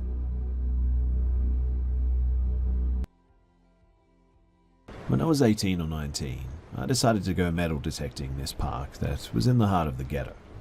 Saying that this place is in a bad part of town too is really an understatement. There are regular shootings that occur at it, and the parking lot around the area is filled to the brim with dirty needles. And maybe I was stupid for detecting at this location, but I guess I just didn't care. I mean, I'd previously hit the spot and helped this old bum find a missing piece from his bicycle. But anyway, when I went here this time, it was like 4:30 in the morning. I drank like 8 cups of coffee and had this beat-up, rusty 1980s bounty hunter metal detector that my grandpa got at Radio Shack and left to me when he passed away. And I started on one side of the field, then began moving across it in a sort of Rust-a-Scan sort of pattern.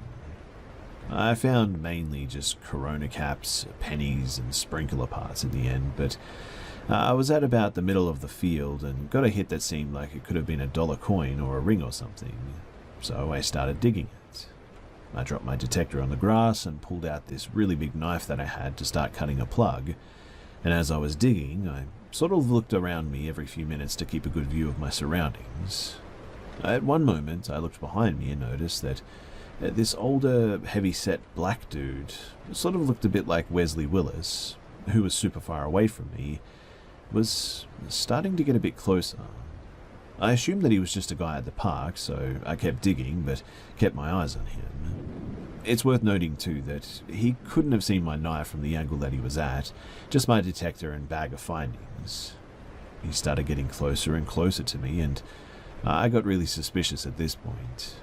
I started wondering what his deal was, and I don't think that he saw I noticed him, because just then, he started charging me, like running full force towards me as fast as he could, with his eyes aimed at my gear.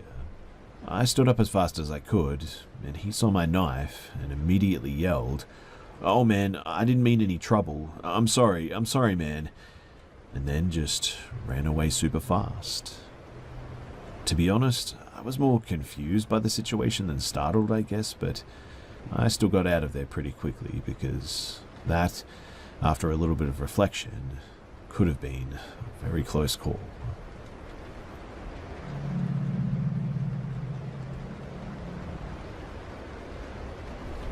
Years ago, I moved to follow my boyfriend and to do a PhD in his country. I won't name the place, but it's an across-the-ocean type of deal. At first, I was very excited. It was a wonderful adventure. That is, until it wasn't. It's hard to describe the complexity of what I felt. I felt alone, misunderstood, far from my family and friends, and even though my boyfriend is wonderful, I really felt the weight of not finding any human connection. This could explain why I acted so weird and disconnected from reality in the following story.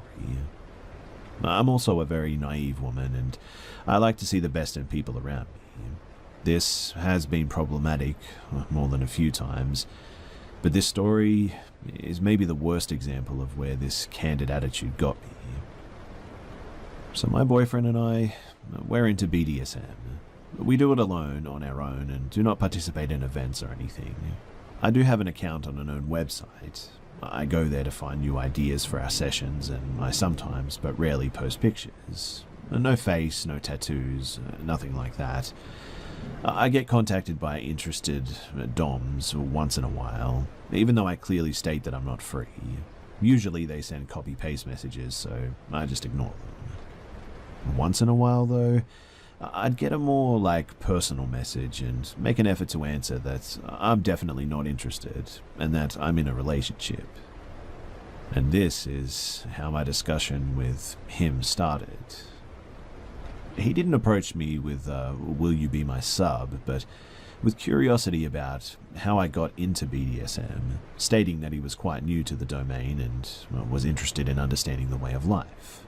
So, I gladly explained. Explanations turned into discussions, and he told me about how he was in the police and that he investigated drug cartels. He also told me that he was married and that he had kids. Interestingly, we had a lot of hobbies in common too, a lot. I won't go into details about those hobbies, but they're kind of specific. And feeling very lonely, combined with the fact that I felt like I could trust him because he was married and had kids, I accepted his invitation to start texting on WhatsApp. I want to be clear that my boyfriend knew about this from day one too.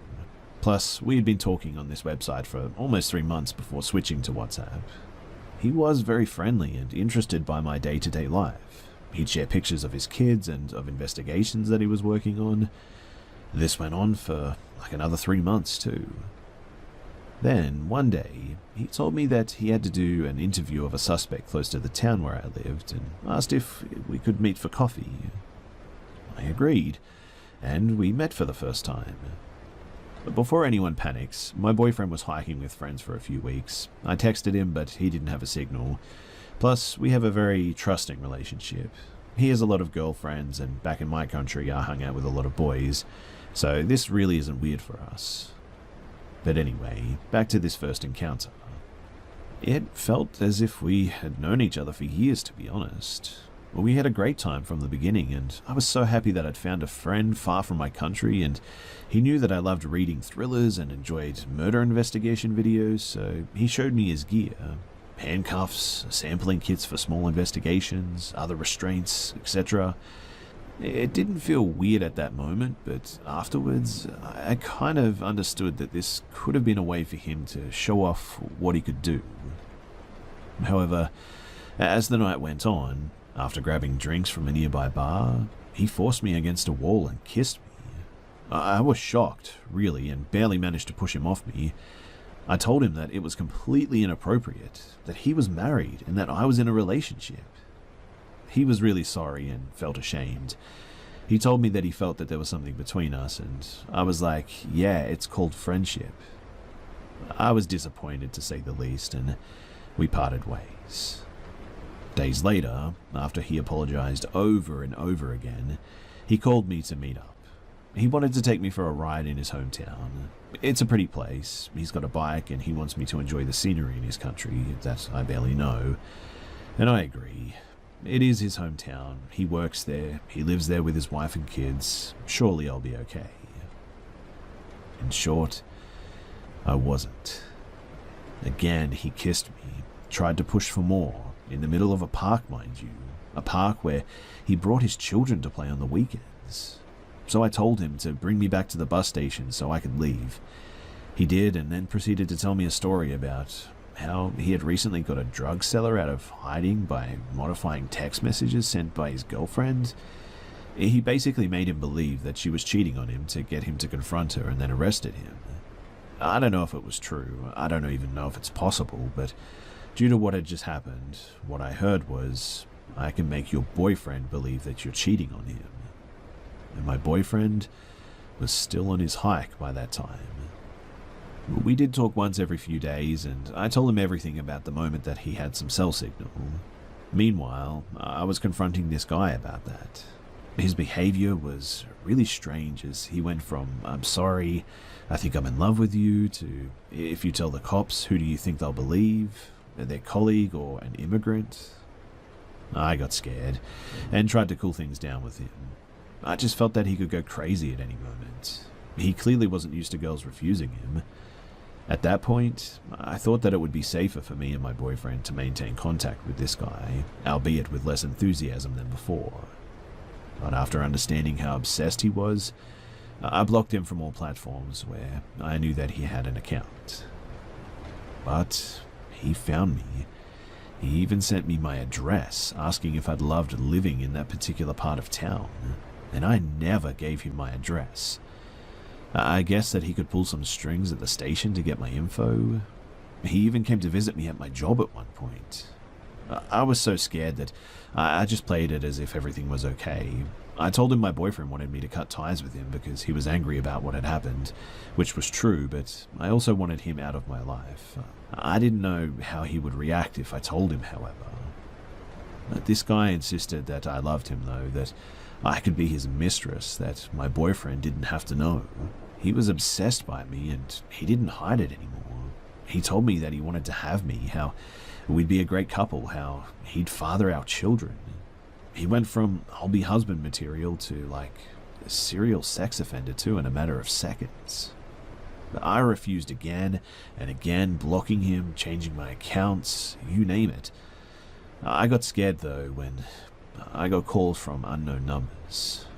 I was terrified when I saw anyone slowing down on a motorcycle close to my apartment. I was wary of going outside and going to my job.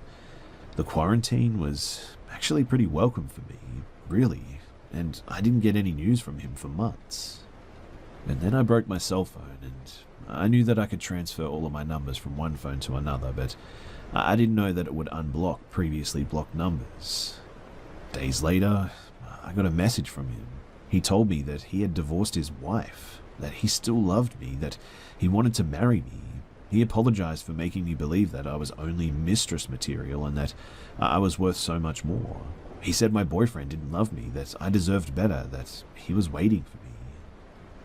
When he saw that I saw his message, he said, "Finally, I thought you'd never unblock me." So, does this mean that he'd been sending this message over and over again in hopes that I'd finally see it? This narcissistic man used all of the manipulation tactics that he knew. He had told me before we met in person how he had learned those skills to toy with criminals, to have them tell the truth and admit crimes. Fortunately, I had dated manipulative men before and knew the signs.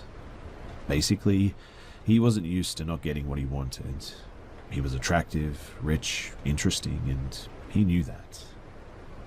I blocked him again, and we moved a few months later, and I just hope that he doesn't get his hand on this information.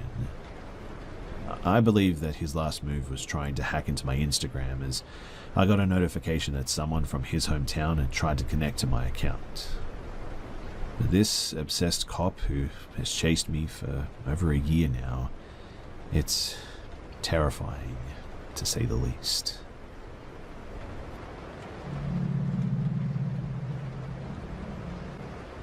This happened to me 2 years ago. A little context before starting the story is that at this time in my life, I had been married for almost a year with my husband Vic. Our marriage was anything but happy. At this point, he had been beating me for months now.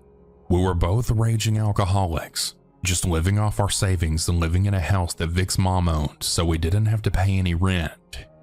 We just stayed home and drank all day and slept or whatever, while we were all drunk off our butts. So since there was so much violence going on in the home, I would lock him out of the house a lot of the time. He would just kick them in. We only had the front and a side door. The side door recently got the frame fixed, so it's the only one that is actually locked. The front door was all messed up, so we used an anti-break-in door stick that goes under the handle for security, or a sense of it anyway.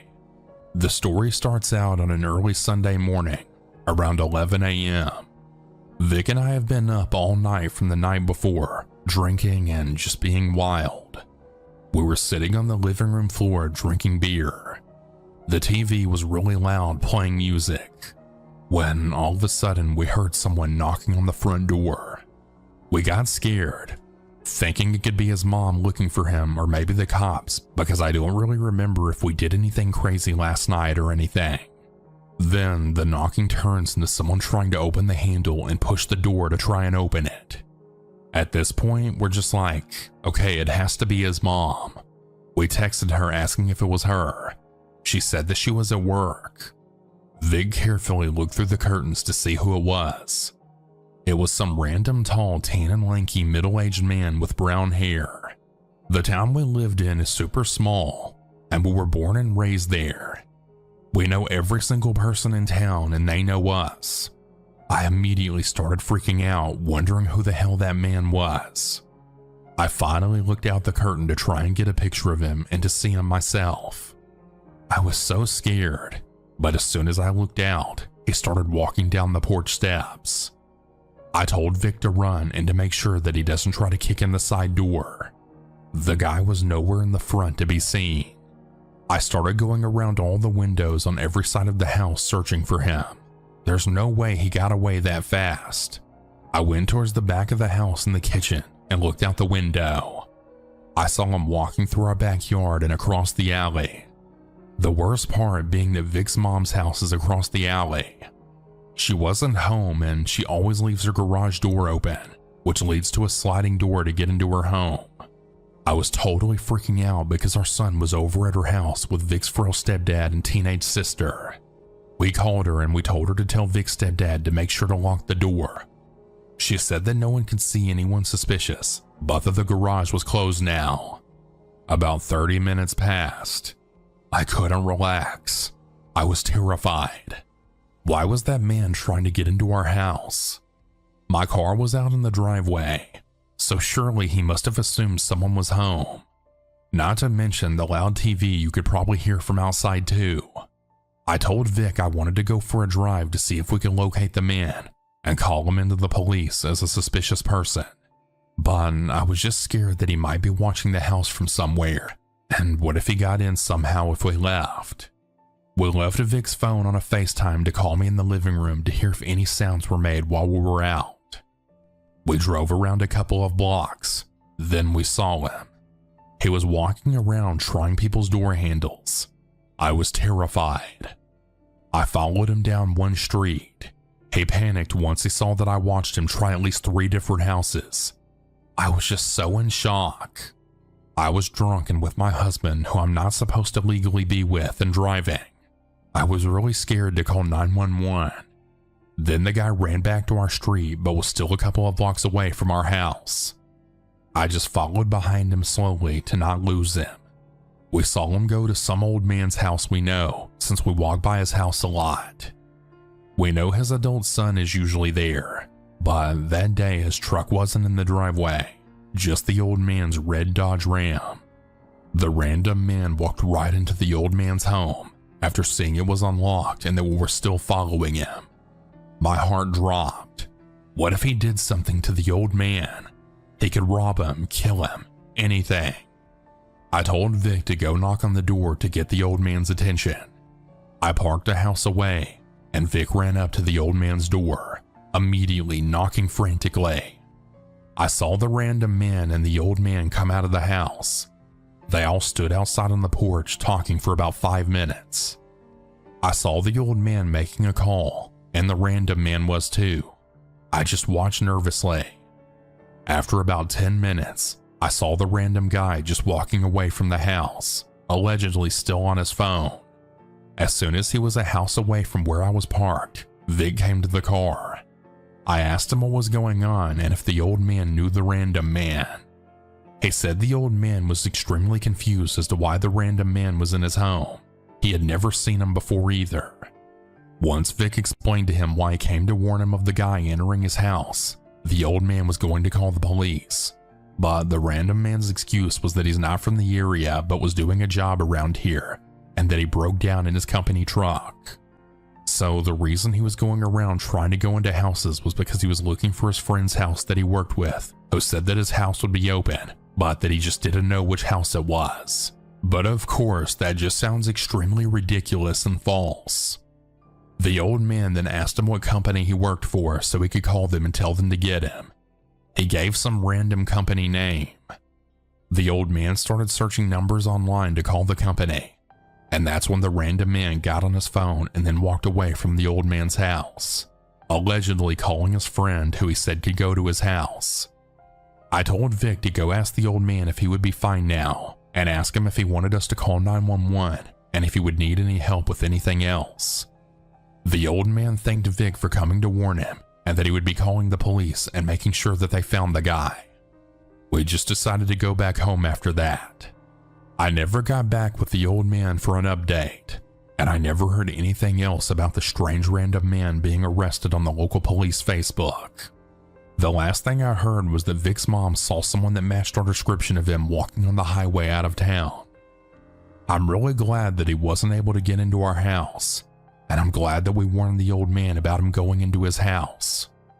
I was scared for weeks after this incident, and I made Vic finally fix our front door, but I was always still scared that he would come back one day, since we were the ones that saw him.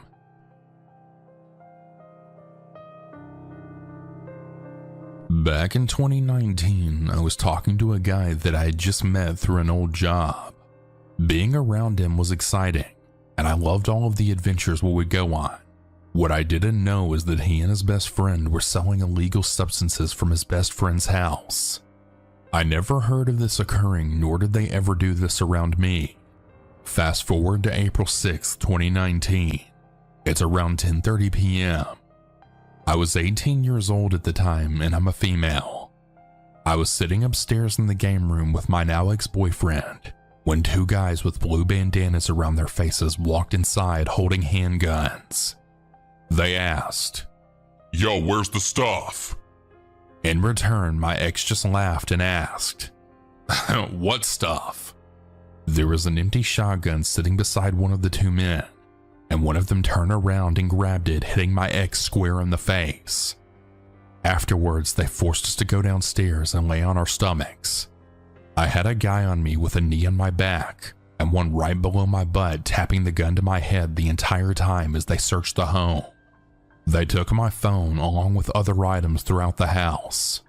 They did leave for about 5 minutes before we heard the doors being busted down again and the windows breaking. They came back for round 2.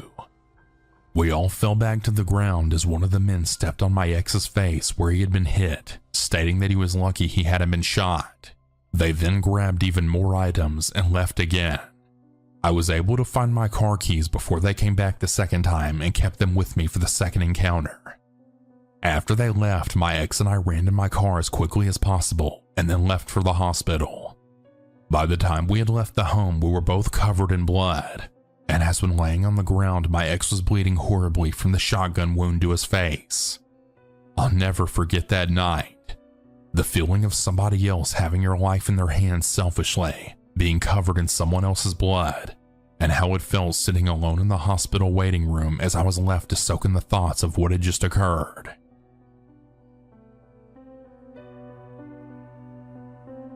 This happened back in 2017.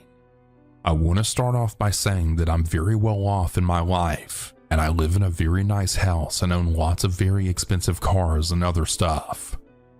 I used to be very active on social media, including YouTube, and I posted a lot of photos and videos of things, showing them off. I never really bragged about anything.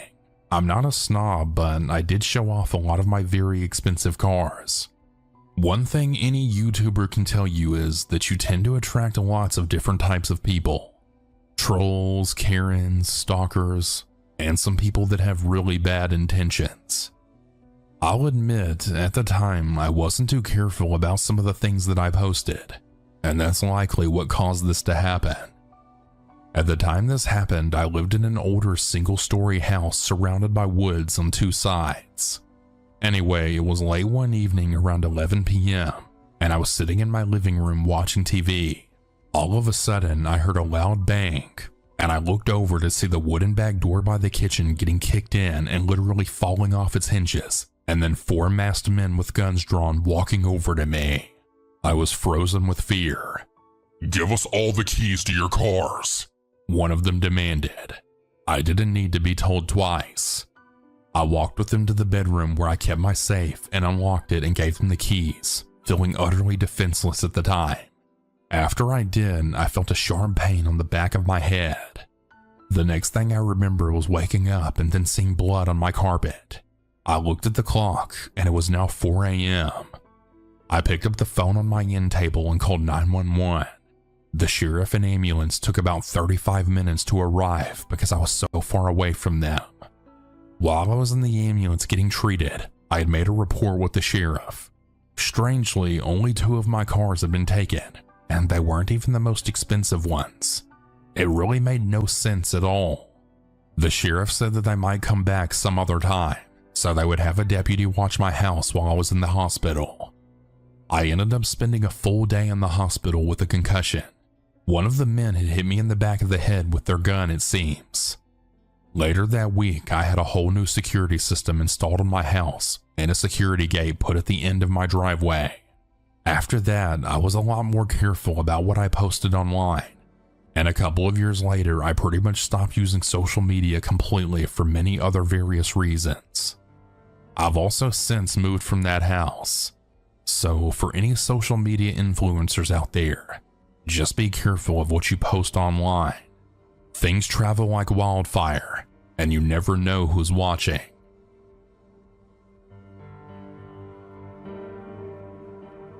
Warning: the following story mentions assault, as well as the deaths of animals. If you don't want to hear dark content like that, please skip to the next one. I'm an 18-year-old man from Scotland, and the story happened just over a year ago in June of 2023. And it isn't the scariest story out there, but it's definitely given me PTSD that will never leave me. I'll have to explain a little bit of background for this to make sense. Apologies if the story's a bit long, but there's a lot of ins and outs. So here goes. At 16, I was kicked out of my house due to an altercation with my stepdad, so I lived in a homeless unit, whom put me in a flat of my own in a rather dangerous area. My flat was filled with drug addicts and overall just really sketchy people. Anyways, after staying in the flat for a few months with my girlfriend, the police had come to our door asking for someone who we will call Frank for this story. He's still out walking the streets and could definitely still be a danger to me and my girlfriend. We told the police we didn't know who he was, and that was that. A few days later, we got a chap at our door again, and it was a man maybe about 20-ish. He told us he'd just moved in next door, and we were chatting away. I just so happened to say to him, "Oh, by the way, the police have been at my door looking for this Frank guy." And of course, he turned around and then said, "Yeah, that's me." My blood ran cold, but we just kind of laughed it off. A month or two goes by and we've spoken to him a few times. We can clearly see that he's not someone we want to be around, as he's had the police at his door. He's also had his door getting kicked in by people, and he always seemed to have really young girls in his house. We didn't know what extent this was until way after. Anyways, one day he invited us into his house since he could hear our music as we were getting drunk, and he told us he was doing the same and his ex-girlfriend was going to be coming up, so we should all go sit in his house. This is the point where we should have really listened to our gut feeling and not followed, but we were drunk, and it seemed like a good idea at the time. We went in and everything was fine.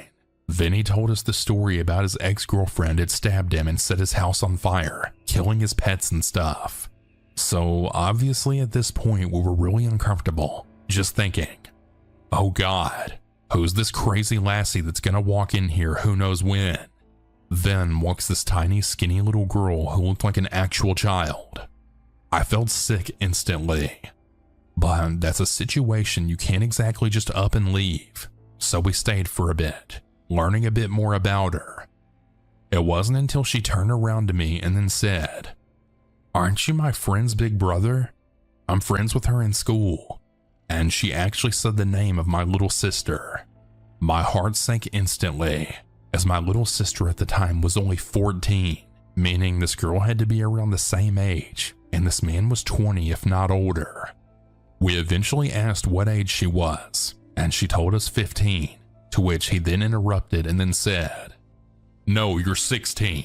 And this is where it all started going downhill. He started seeming a bit off. He was getting more and more aggressive. At one point, he had pulled the little girl who we'll call Sophie out into the hallway, and then they were arguing, when all of a sudden we heard a couple of bangs and a thud. Then they both walked back in and Sophie was clearly shaken up. Then the next minute he had left us three in his flat and came back with random bits of furniture. Now, we didn't even question him on it, because he was at this point bright red with rage that was coming from nowhere, and just everything he was saying was so aggressive we didn't want to become the target of this. I forgot to mention that there was a dog in the house, and every so often Frank would turn around to us and then go, "You know, if I really wanted to, I could kill that dog." At this point, my girlfriend and I and even Sophie were just kind of looking at each other, and Sophie was on the verge of tears pleading with him to stop going and getting this furniture, which turned out to be from the flat downstairs he had kicked the door in. He also stole the dog and then furniture and was just bringing it to his house. I can't remember what he said, but he had snapped at my girlfriend, and she then stood up and said we were leaving because she wasn't taking this anymore. Sophie turned around and started crying, pleading with us to take her with us. So of course we did, as we weren't going to leave this little girl in the house with this crazy man acting like that. Boy, was this a butterfly effect on the next year. We all got up and tried to leave, when he then followed us up his hall and was grabbing Sophie, trying to get us to leave her, saying we were stealing his bird. Bird means girlfriend for all the non-Scots out there. During all this commotion, the dog had ran out of his house and ran into ours because he was terrified. So obviously I decided to keep the dog for the night, as it wasn't even his dog. Anyway, I'll cut that part short, as there's still so much more. But at the end of that night, we had to take Sophie home on a train, and he literally followed us right to our doorstep. We had to call the police and everything, as he literally wouldn't leave us alone. Then not even a week later, my girlfriend and I are getting drunk, because what else can you do when your life is that damn stressful? That's when we started hearing banging from outside. We look through the peephole, and there's drawers and TVs and things being flung about our landing. Then we look out our window, and there's the same crap being flung out the window into the car park. This goes on for about 20 minutes, and then it just goes silent. So we kind of just forget about it and just continue getting drunk. A little while later, we hear a door banging open and shut, and then crying and shouting. So we go look through the peephole again, and it's Sophie. She's bleeding from her legs. She's red everywhere, like early bruising. Her bra is halfway out her top, and she only has one shoe on. Then this big man appears who I've seen before, and I know that he stays down below us. He looked like he was on drugs. His pupils were like saucers, and his jaw was swinging. He had no shirt on and was at least in his late 20s. He was grabbing onto Sophie and trying to get her to go back with him. So we flung the door open, and as soon as she saw us, she ran over to my girlfriend and then grabbed onto her, hugging her and sobbing. When I looked at her, she looked at me, and she was mouthing "help me" to me. This man then told us that he was Frank's friend, and that he was looking after her because she had nowhere to stay, which clearly wasn't the case. So we kind of just went back and forward with him, saying that she was going to come home with us, and that was that. That's when Sophie then ran into my house and then collapsed right in my hallway, having a panic attack, which is when he tried to come into my house. Now, I weigh about 130 pounds and I'm only like 5'3". I'm not big in any way, shape, or form, and so I'm not really intimidating in the slightest. But I stood in front of him and pushed him back out of my doorway, to which he then responded, "All right, big man, calm down." Then he left. We gave Sophie some food to eat, and she told us what happened. 3 addicts from down the stairs had took her into the house. They took her phone and called her dad, saying they were her friend's dad and that she was staying there for the night. That's when they then locked her in the house, assaulted her multiple times, and wouldn't let her leave. She then ran when she got the chance, and then ran to our landing hoping we'd hear her. And thank God we did, because in that flat block no one ever helps anyone. Anyways, the police came and took her to the hospital, and that was that. Or so we thought. A few days go by and me and my girlfriend are sitting at our house. We had just ordered some Chinese food, and my gut is telling me that we can't stay in that flat anymore. I felt sick to my stomach. Every noise set us off. We were an absolute mess. So we just waited on the food coming. And while doing that, we collected all of our expensive or meaningful belongings, which was the hardest thing ever because we thought we'd never get our stuff back. We took our 2 birds, called my Nana, and she came and got us. All because we had a horrible feeling in our gut.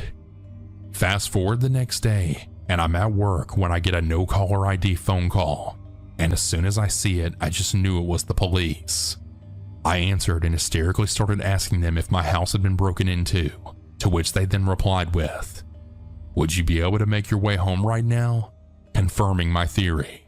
I then called my Nana to pick me up from work, as I didn't drive at the time. Again, I was only 17 when this happened. We got to the flat and there were police officers in my house. The whole handle and lock from inside the door was lying in my hallway. There were bin bags that had been poured all over my first room and my hallway. My TVs were all smashed. Old phones were stolen. My girlfriend's jewelry box had been destroyed and things stolen from it. There were also knives and screwdrivers stabbed into the doors. One of the worst things though was a canvas of my girlfriend and 3 of her little brothers, one who sadly passed away when he was just a baby. Now, Frank knew this because we'd spoken about it that night, and only one of the babies had a load of stab holes through him. My whole house was destroyed. Everything we'd worked so hard to build together was just gone. Everything they could break, they broke. Obviously, we knew exactly who it had to be. It was Frank and his friends. Because 1, the canvas only Frank knew about. And 2, we had just saved Sophie from the other guys who ended up being arrested but let back out. So there you have it. One thing to take away from this story is always, and I mean always, trust your gut. This really worked out for us in the long run, as we now have a much nicer flat in a much nicer area near my family, and we're in so much of a better place. But sadly, we still see Frank around town, as he hangs out about within the same area as us. A constant reminder of exactly what happened and what our own stupid decisions caused.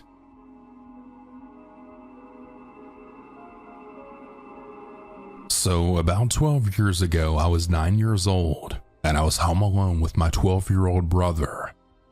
We were supposed to go at my aunt's house to have lunch and wait for my mother there. We always did that because we were too young to stay home alone, according to my mom. We got up at 10:30 a.m., I took a shower, and then my brother.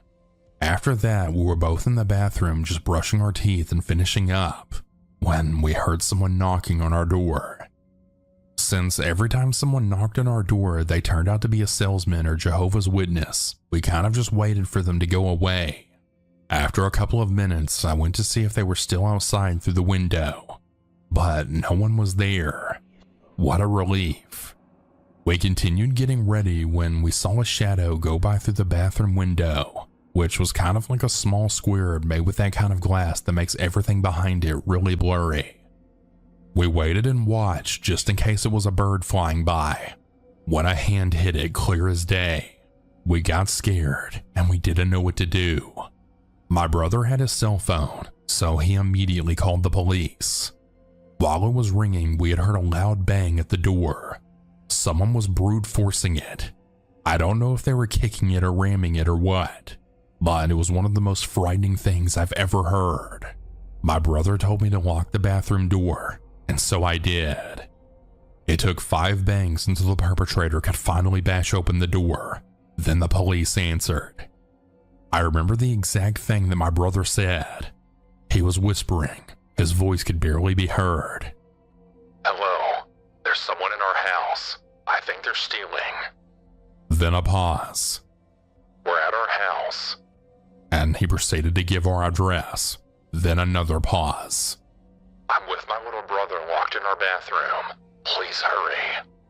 While all that was being said, I was sitting against the wall hugging my knees. It was one of the most nerve-wracking experiences ever. I could hear the man going through all of our stuff, emptying stands, going up and down the stairs, opening cabinets. He even broke a few cups and plates. I don't know why. I then heard the sound my cell phone makes when it turns off, and I remembered that I left it on the kitchen table. I felt so stupid for leaving it there. Things continued for a couple of minutes when we heard him trying to open the door to the bathroom. My brother got a hold of a big metal rod that we had laying around there. He started kicking the door. Who the hell's in there? The man screamed. We said nothing in return. Then he kicked again and again. I felt like I was about to have an anxiety attack. My chest started to ache, and I had chills and was really hot. I tried to remain calm, but it was just way too much. After that, he stopped. We heard the door opening, and then silence. We waited for almost 10 minutes before going out of the bathroom. The living room was a total mess. Lots of papers and books all over the floor. The cabinets were wide open, cups and plates all over the floor as well. In our mother's bedroom, the nightstand and the closet were fully open, and everything inside of them was all over the place. Upstairs in our room, it was the same thing. In just about 5 minutes, the man was able to go through everything we had and left a total mess. After that, my brother called my mom, and she ordered us to go to my aunt's house ASAP, so we did. When we got there, I was a little more relaxed. My aunt was waiting for us with ice cream, probably because my mom told her everything that happened, and she wanted to calm us down a bit. We went back home at about 5 p.m. My mom told her boss that she had a home emergency, so she left work early. She tidied up the house, cleaned up, and left everything the way it was before so we could be relaxed. I really appreciated her and my aunt's efforts to calm us down and do everything they could so that we didn't have to think about it. According to my mom, the police got home after she arrived at 3 p.m., 4 hours after the incident. She explained everything that happened, but because of lack of evidence, nothing could be done. The man was never caught, and honestly, I don't think they even tried to search for him. The next few days, my mom was home with us. I now tell the story as a funny anecdote. Luckily, no one was hurt, and he only took useless stuff. But at the time, I was really scared. To a 9-year-old child, an experience like that can have serious repercussions. I'm really lucky that it never came to that, and that I got over it after a couple of weeks. I do want to mention a few more details before I end this. You may be wondering why it took 4 hours for the police to get there. My house is located on the far side of the city, but most importantly, the police in my country just suck. If you ask around, chances are plenty of people that have called the police had to wait for hours. Back then, news about how long it took for them to respond were common. In fact, one of the reasons for the 2019 Chilean protests was the dislike for the police labor. Fortunately, things are now getting better and trust for the police, while still fragile, is improving. So yeah, that's my story.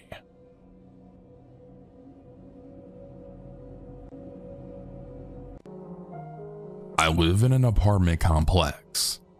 We've been living here for about a decade. Where we live, there are a lot of stray cats here, and some people have dogs. Some of these dogs chased the cats around, and some of the dogs killed them, and some of them injured them. I'm not blaming the dogs though, it's just nature. I am, however, blaming the bad owners. I'm just saying how most people here do not like cats at all, and that goes for the people in our apartment building. All of them hate cats.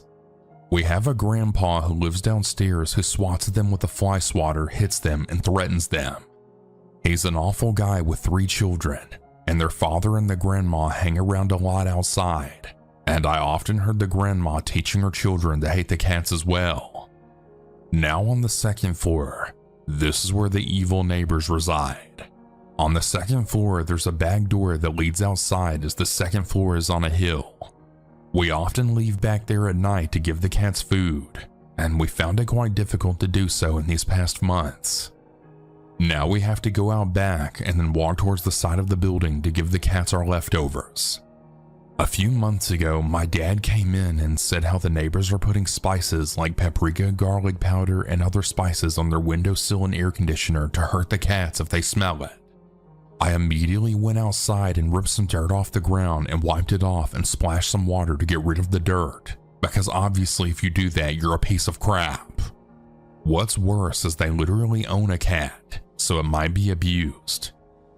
They even put notes on their windows to not wipe it down.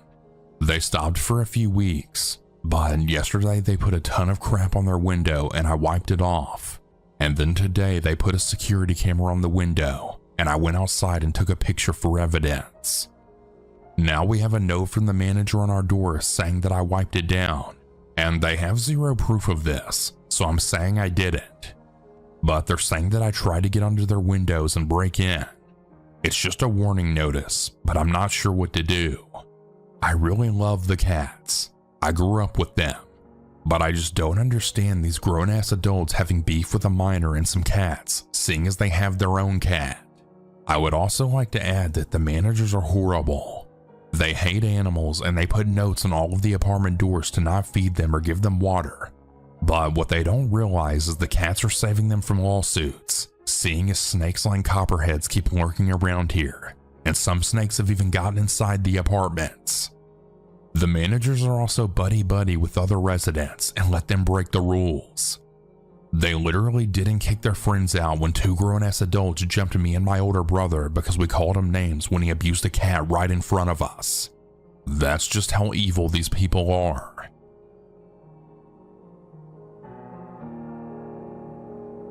I'm a 25-year-old female, and I got my first apartment about a year ago.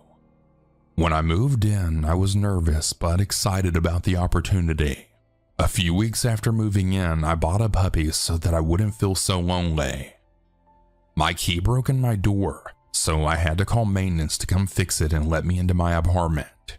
The maintenance guy was instantly obsessed with my dog, but my dog was immediately afraid of him. I passed it off as nothing since she was a puppy, and I figured she might just act that way around everyone new. A few weeks later, my dishwasher broke, so I called maintenance to come out again. I was working on crate training my dog, so I stated it was fine for them to come while I was at work since she would be in her crate, and at most just might annoy them with mild barking. Upon arriving home from work, I found several places on my carpet where my dog had an accident. I thought that I must have missed it before I left for work. I took her outside to go for a walk, and the maintenance guy stopped me and informed me that he let my dog out while working on my dishwasher. He informed me that I was starving her by keeping her locked up all day, and that I wasn't a good pet owner. He then stated he could take better care of her. I was way too shocked to say anything. I talked to my dog's vet, and the vet confirmed I was doing everything right for crate training my puppy. For several weeks after this, the maintenance guy would stop to attempt to pet my dog whenever he saw us. I started taking different routes for walks and began driving to a nearby park to avoid him. This was when I realized my dog didn't react to any other stranger the way she reacted to him, hiding behind me and aggressively barking. He also began making comments about my appearance. I mentioned the occurrences to my parents whenever they visited. My mom thought that I might just be overreacting to living alone for the first time. She walked my dog with me around the complex. The maintenance guy stopped again and proceeded to make a joke about stealing my dog. We got back from the walk, and my mom then stated we were going to go out to buy video cameras for the apartment. After that, things seemed to calm down. Whenever I had maintenance issues, a different guy would come out. My dog would still be uneasy but wouldn't react aggressively. Today I had a maintenance issue again and the original maintenance guy came out. My dog once again reacted aggressively. I held her to help calm her down and she began to relax but still remained on alert. The maintenance guy mentioned that he noticed my family had recently visited, and he then proceeded to ask if they had left. He then started asking me if I was in school or working. I responded by saying I was working. He then asked me how much money I make. I began feeling very uncomfortable, and I laughed off his question by stating that I didn't remember. He wouldn't accept this answer though, and he kept pestering me. I then responded by saying that I'm bad with numbers. He then kept pestering me about how many hours I work. My dog then began barking aggressively at him until he finally left. I honestly feel so creeped out right now. My lease is almost up, so I'm not really sure if I should complain and risk them retaliating by withholding my security deposit. I'm also nervous about filing a complaint and then living here for a few more weeks.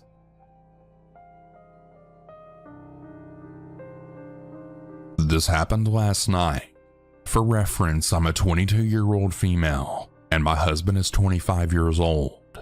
Last night, my husband woke me up at around 11:50 to tell me that someone's been knocking on our door and ringing our apartment doorbell for about 10 minutes on and off. He woke me up so I could possibly ID the person. Once I looked out our upstairs apartment window, I saw the man walking to his car in our apartment parking lot, which was across the street from our unit. He was wearing blue jeans and a gray t-shirt. He was a medium build, possibly a 30-year-old blonde man. He wasn't covering his face or anything, but the thing is, he was carrying what looked like resistance bands or rope. He sat in his car for around 3 minutes while I was on the phone with dispatch. Then he came back to our door and knocked hard for another few minutes. Dispatch advised me that the police were on their way, and they hung up. I started videoing the vehicle. I read out the tag number and make and model, and just watched as he put his car in park and reversed over and over again. Out of seemingly nowhere, he backed out of the parking lot and started rushing away, but not before the officer arrived and pulled him over. My downstairs neighbor knocked on my door and told me that he'd been peering into her little children's windows and was pounding on her door as well. She said that her husband had only left 1 minute before he started knocking at her door. She said that he saw her children through the window and that's why he continued knocking. Our doors are right next to one another, so he probably didn't know what door he wanted opened. He was watching us as well through our upstairs windows, so I turned all of the lights out and shut the blinds while I called dispatch. The police never contacted us for a statement. I've reached out to dispatch about an update, and I'm waiting to see if any action was actually taken. We're keeping our eyes peeled to see if he's been following us. I'm replacing my porch light bulbs with motion detectors and putting bars on our window and door tracks. My neighbors and our families are panicked, to say the least. He was outside for about 25 to 30 minutes. To the knocking man who had bad intentions, please don't come back. Okay, so I have an update. I'm trained in firearm usage, and I now live in a state where I can open carry, and the background check is really quick. We're going this weekend to get a firearm. My husband will be taking some classes as he came from somewhere where owning a gun is illegal, so he's never handled one. I'm still waiting on a call from the responding officer. I have his badge number and name, so if they don't reach out to me today or tonight, I'm gonna call the substation. If they didn't do anything, I'm gonna go ahead and make a suspicious persons case for the paper trail. We had no odd encounters last night. However, while I was looking at the video I took, I remembered that car. I was walking my dog at 8 p.m. about a week ago for him to pee, and this car was driving really slow through the parking lot and parked a few spots down from where I was letting my dog sniff. They just sat there with the car running. When I tell you my ears started ringing and I got an awful feeling, I'm not joking. I turned around and went home, didn't give my dog the chance to pee, and shut every door and window.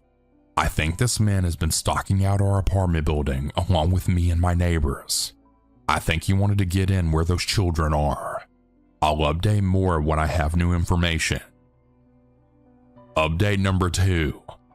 It's been a week since the incident. I called dispatch today because I never received a follow-up from the responding officer. A sergeant from the police department called me back to give me more information. He said that they pulled over the man, ran him to make sure there were no warrants, and asked him what he was doing. He told the officer that he was meeting up with an acquaintance. The officer let him go with no further questions. Not only that, the responding officer is also a sergeant. I about lost my mind with this. The sergeant I spoke to today stated that he should have looked into it more, but that it was obviously an attempted burglary, sexually motivated and or with intent to commit a felony. The responding officer is supposed to call me tonight when he gets on duty. I'm honestly livid at all this. Zero due diligence for this case, but there's not even a case. No case number, just a documented police contact. I'll give more info when I have it. Okay, so here's the final update. The officer finally called me. Here's how the conversation went. Hello? I answered groggily. It was well past midnight. Hello, miss. I was told you have some questions about an incident a few nights ago. Yes, about Thursday. I want to know what that man told you he was doing. You know, he was looking in the windows and carrying potential restraints. I'm not sure if that was related to you. I stopped him, ran his tags, and he told me that he was meeting up with a guy from a dating app. He seemed forthcoming and open with his motive for being there. Meeting up with? Wait. You're telling me he was meeting up with someone by looking in windows and knocking on 2 different doors for 20 minutes? I was shocked and still not fully awake. Like I said, he seemed forthcoming and honest with me. So was Jeffrey Dahmer was the first thing that came to my mind. With resistant bands? Like workout bands? Ma'am, he had a lot of belongings in his car, so he probably just had them in there. Right, but bringing them to a hookup? Knocking on multiple doors? He saw the little girls through the window. He waited until my neighbor's husband left until knocking. That's on tape, officer. I checked in with the apartment management after the incident. Well, I'm familiar with this individual, and I've been doing long drives throughout your complex just to make sure he doesn't come back. I haven't seen anything suspicious. If you don't have any more questions, I'll let you go, ma'am. This just doesn't make any sense to me, but thank you and goodbye. I hung up. I don't have much to say. I just feel so icky about that conversation. Nothing new has come of the situation. I haven't seen that man or the car. My mind is blown at the lack of follow-up or due diligence. I live in a suburb. It's not a busy one either. The police department has a small jurisdiction. I guess I'll just have to protect myself.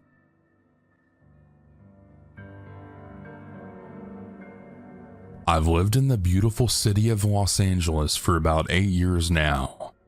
My family in the Midwest always asks me, "Isn't there so much crime there?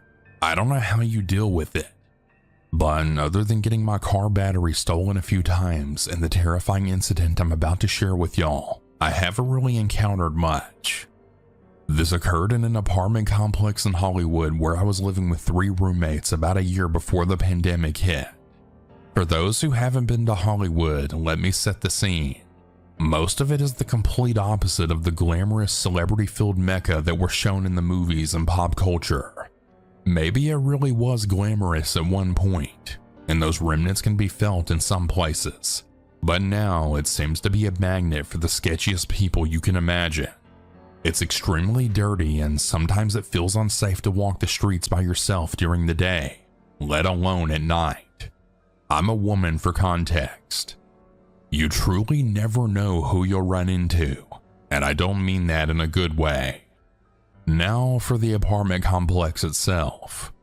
As mentioned, this is a sketchy area, but for whatever reason, my complex didn't have any security on site, ever.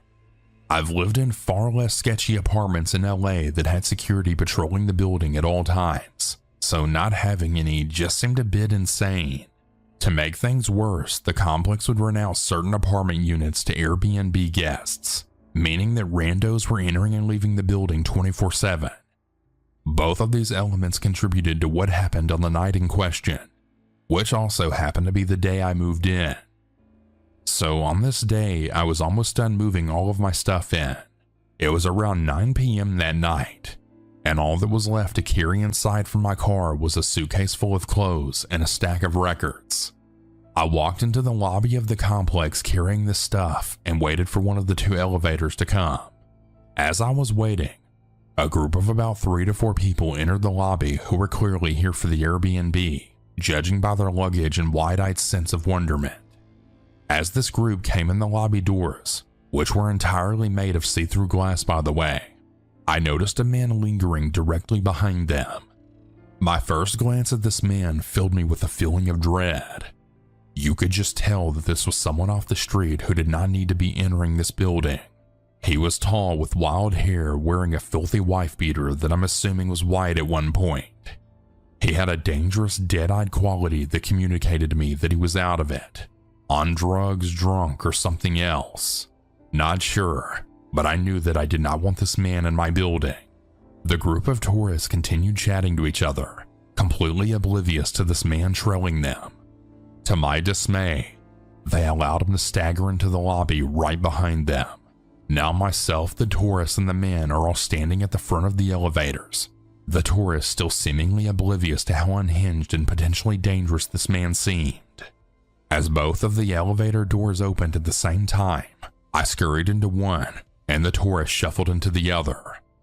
To my absolute horror, the man jumped into my elevator at the last second, and as the doors closed, I realized I was trapped in there alone with him. Now, I'm already a paranoid person who's way too addicted to horror and true crime, so I was freaking out at that point.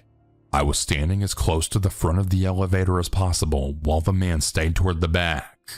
It became more and more apparent that this was a man who was on something and incoherent, as he began muttering things I couldn't understand behind me. I had no idea if it was directed toward me, himself, or an unknown entity that only he could see, but I didn't turn around or look his way out of fear of encouraging it. His mutterings grew louder as I continued standing toward the front of the elevator, praying that he wouldn't try anything. The man then gruffly snarled, "Hey!" I shot him a look out of pure reflex to see him with an undone zipper touching his junk through his disgusting tighty-whities and staring at me with those dazed, unwell eyes. This entire sequence felt like an eternity, but was probably only a minute or so. As we finally reached my door and the doors opened, I walked out of the elevator as quickly but as calmly as possible, not wanting to provoke him further. I lived at the end of the hallway, a straight shot from the elevator. I was about halfway down the hallway, thinking that I was possibly in the clear, as he didn't seem to be following me, but I could still hear the man making incoherent noises from the elevator. I glanced behind me to see the man exit the elevator. "Ugh!" he yelled at me, and that was it. I was not about to make it this far to get attacked now. I started running, still dragging my suitcase and holding my records, and in my panic, he started running after me. My stuff crashed to the ground as I dropped it and ran as fast as I could to my door, which was unlocked, thank God, due to my other roommates being home.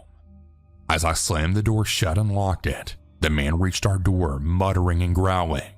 I honestly don't even think he knew where he was or what he was doing. He seriously seemed so messed up. Maybe he only started running because I started running. Who knows? But thankfully I had made it to my door before him, thanks to his pause before coming after me. After I'd gotten inside my apartment, I was shaking and crying from the shock of it all, and sitting with my back against the door. My roommates had heard me scream as I was running down the hallway, which I wasn't even aware of doing, and they came to ask me what happened. I explained the story to them, but I was too scared to look outside of the peephole at that point. My roommates did it for me, and they said that the man was just wandering around our hallway looking lost for a few minutes before going back down the elevator. Surprisingly, that was the only crazy thing that really happened in that apartment. There was one time that the glass doors in the lobby got completely shattered by someone, and we were literally without doors for a while, leaving us exposed to anyone who wanted to wander in and do whatever they wanted. Oh well, I'm glad I made it out of that place alive.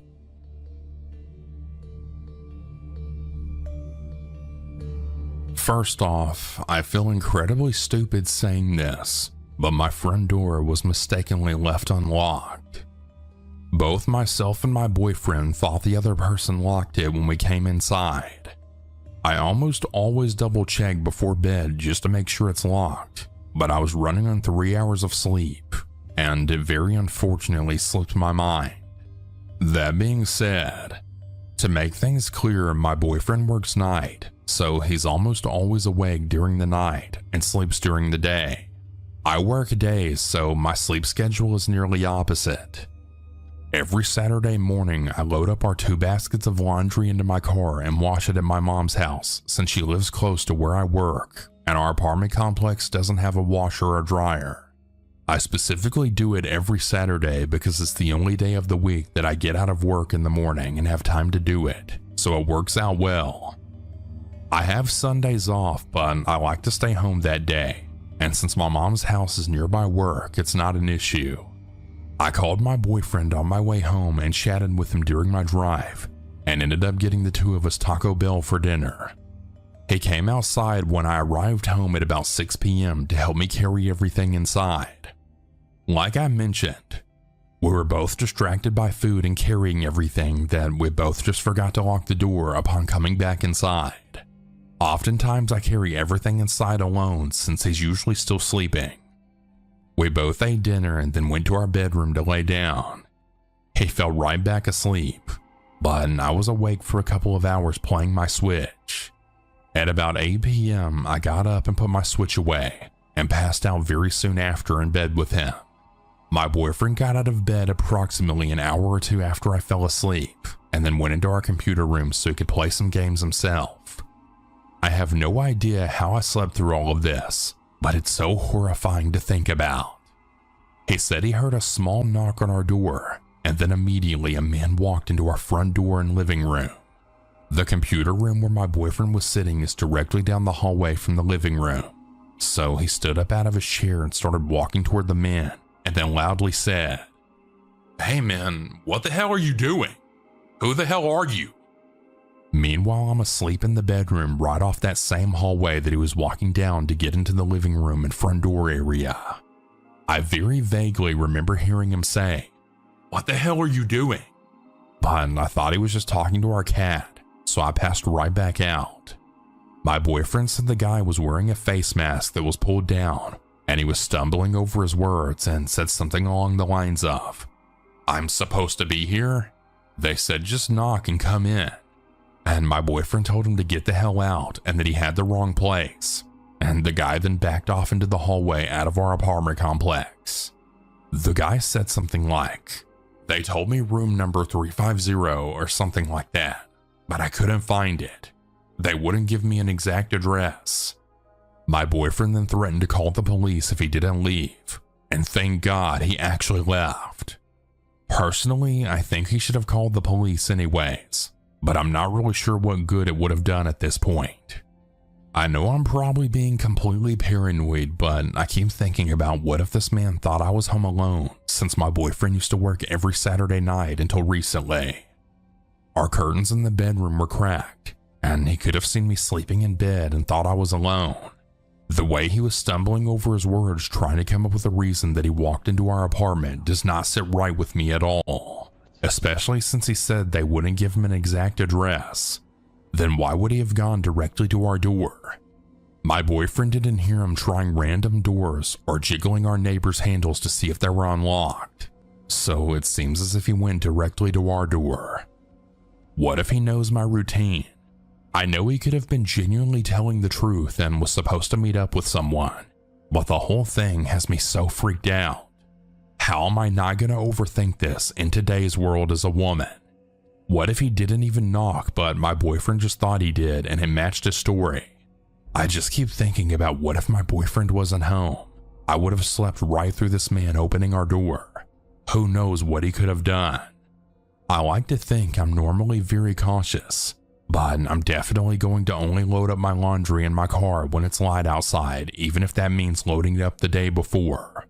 I feel so unsafe, and I'll be talking to my landlord about this. I know there's nothing he can do about it, but I would really feel wrong not making him at least aware of the situation in case it happens to someone else.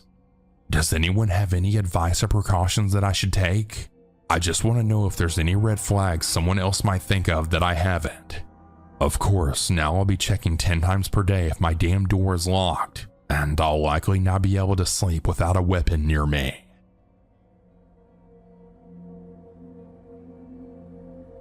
Earlier today, about a minute after I just locked the door from bringing in groceries, I heard a very faint knock on our front door for a few seconds.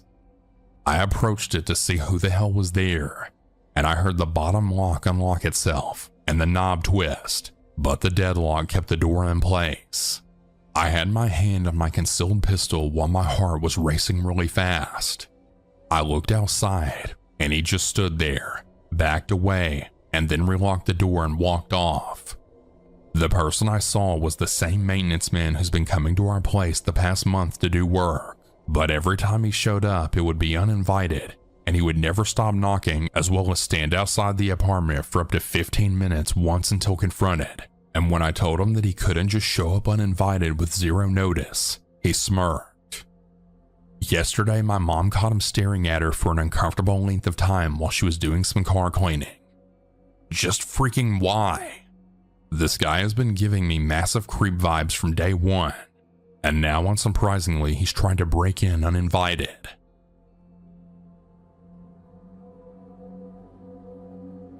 A little while ago, I was living in an apartment complex in Toms River, New Jersey. I lived in a complex where there were doors facing the street, and when you went through the doors, there was a set of stairs going up to the top apartment, and to the side of the stairs was a small hall leading to the bottom apartment. I live in the top apartment, and my downstairs neighbor was a woman probably 10 to 12 years older than me. We had a very neighborly relationship, saying hi when passing, chatting for a bit when we bumped into each other, etc.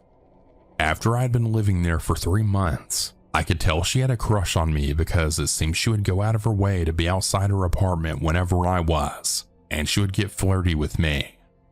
It got to a point where I knew if I left my apartment I'd bump into her, and I'd have to do mental preparation for these encounters and come up with a plan to be able to move on quickly because she would want to talk for long periods of time.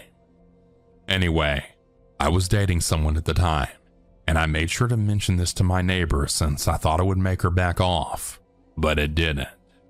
My then girlfriend and I had only started dating shortly after I moved into this complex. So 3 months into our relationship, we decided to finally take our relationship to the next level and start being intimate for the first time.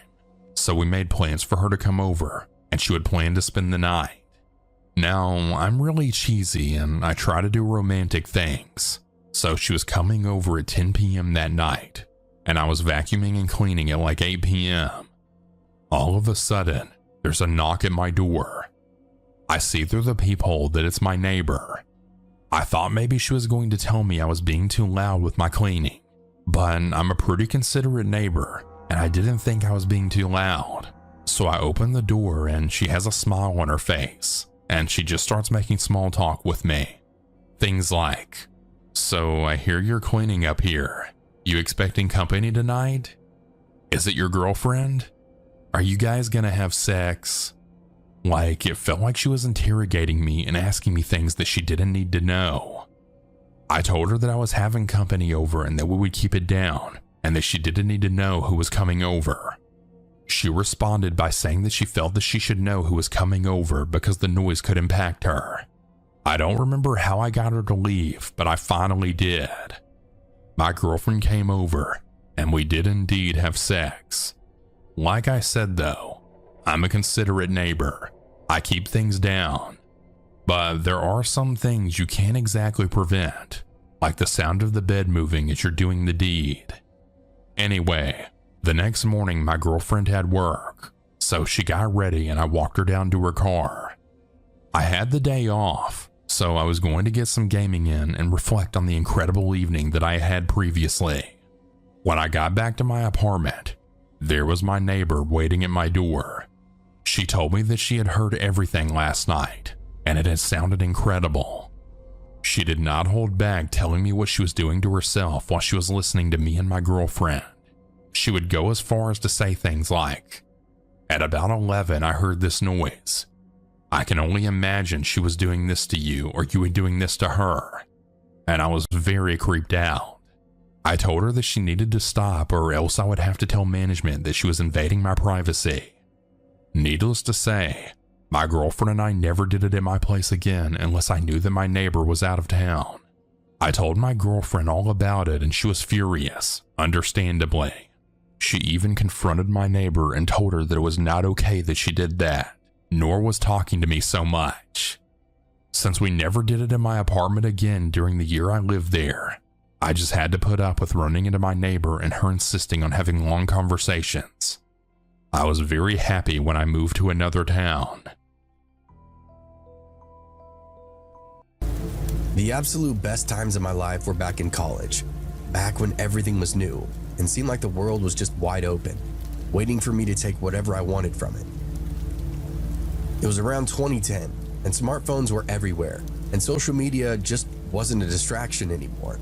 It was the way to stay in the loop, especially Snapchat.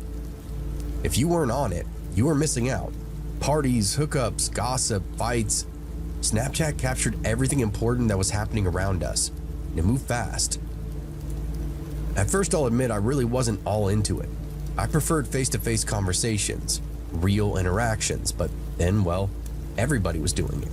And if you weren't, you might as well have been invisible. Staying current on campus was only possible through these apps. That's how I met Bobby. I don't know why yet, but I was just drawn to her. Maybe it was because she seemed like she had it all together. Or maybe it was the way she would laugh at the most ridiculous things in class. I started hanging out with her, at first just casually. You know how it goes. Sitting near each other in lectures, then grabbing lunch, and eventually we exchanged Snapchats. After that, everything just kind of escalated. I started seeing her at every party I went to. She was always there with a big group of friends or some guy. I never asked any questions, just stuck inside that friend zone, like it was my safety net. But something shifted, as I started thinking there might be more to this. One night, I worked up the nerve to ask her out. It wasn't a big deal, just something casual, you know? Drinks, maybe a movie afterward. But Bobby, man, she just gave me this weird look, like she was torn between laughing and feeling sorry for me. She told me she wasn't ready. She said she'd just gotten out of something and didn't have it in her to start anything new right now. I pretended like I was fine with it, like it didn't sting at all, and didn't let her see the disappointment on my face. I backed off after that, stopped attending all these parties, and didn't try as hard to sit next to her in class. It's not that I was really bitter or anything, I just felt pointless after all that. After a few weeks, I barely even saw Bobby at all, and when I did, she was a mess. I mean, always looking hungover, or worse. I couldn't figure out what was going on with her, but she'd been avoiding me too, so I didn't really feel like it was my place to ask. One day, though, she confronted me, caught me between classes, and told me that I'd been acting weird. Asked me why I wasn't coming around anymore. I told her it wasn't like that, I'd just been busy, and then she gave me this half smile, like she didn't believe me but didn't care enough to argue. "We should hang out soon," she said. Then with this mischievous grin, she added, "I got a surprise for you." The whole thing just left me feeling uneasy. It definitely wasn't the same Bobby that I got to know, but curiosity had gotten the better of me.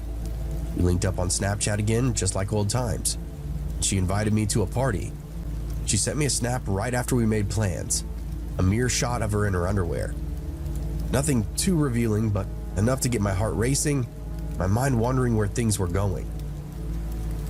That Friday when I went to go pick her up from her dorm, I knocked on the door. and I could already hear music playing inside. When Bobby opened up the door, she was in full pregame mode. Her room smelled like a mix of stale beer and something sweet, maybe from the vape that she had in her hand. She greeted me with this drunken smile and a sloppy hug. We sat in her room for a while, downed a couple of beers, and even did a shot of vodka. Bobby seemed to be on another level that night, way more wild than usual.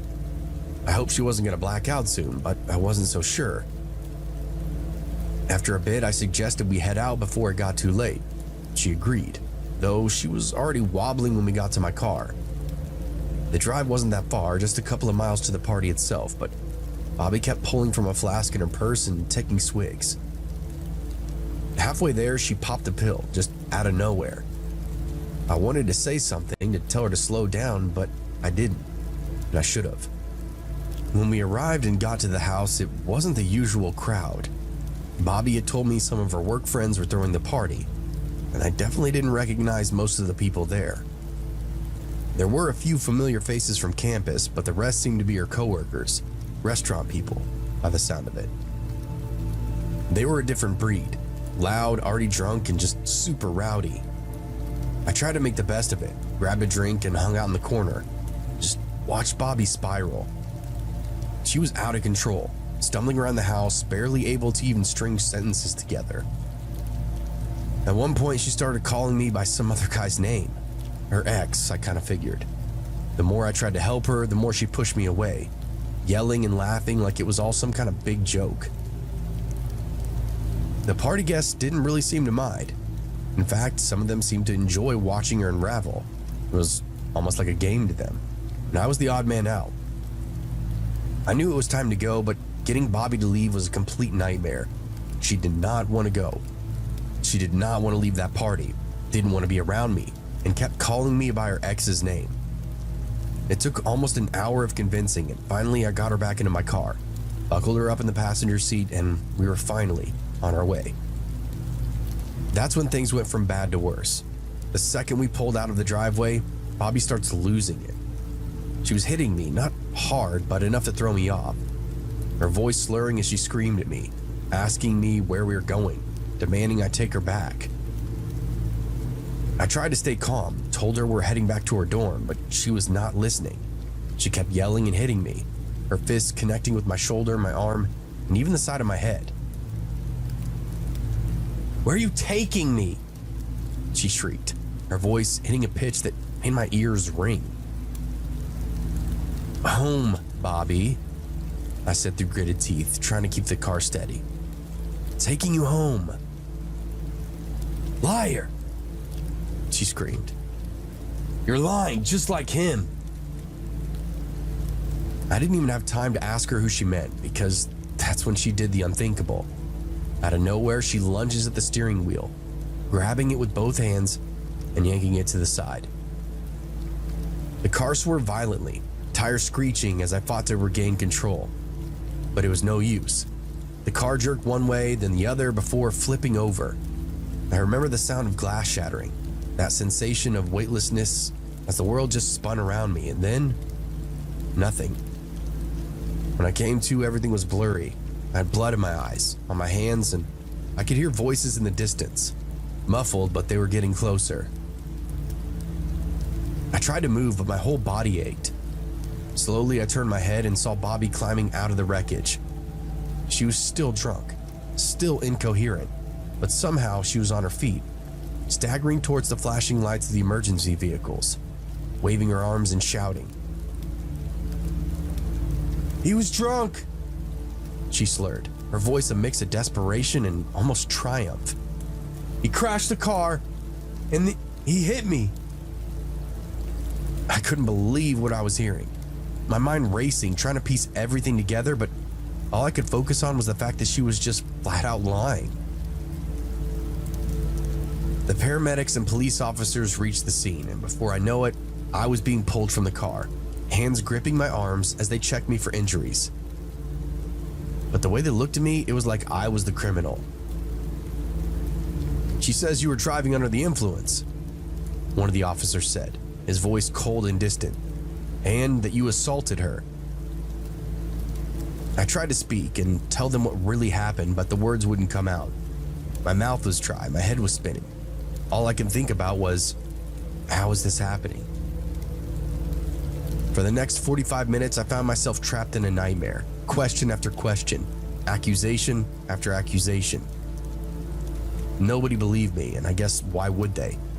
Bobby was playing the victim perfectly. Still drunk, but convincing enough. It wasn't until they searched her purse and found that bottle of pills that things slightly start to change. Finally, after what felt like an eternity, they let me go. The charges were dropped, and Bobby, well, I never saw her again after that. I blocked her on all social media, cut ties with anybody that knew her. My car was totaled. The insurance paid out, and it should have been the end of it.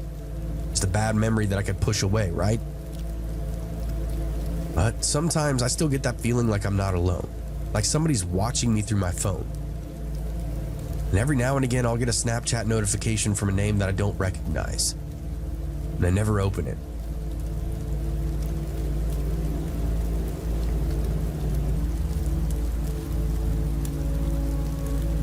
I can still feel the bruise under my right eye sometimes, a dull ache that comes and goes when the weather changes. It's been years since that night, but I'll never forget it, or the way it all spiraled out of control because of a stupid app. It started so innocently, just like any other night.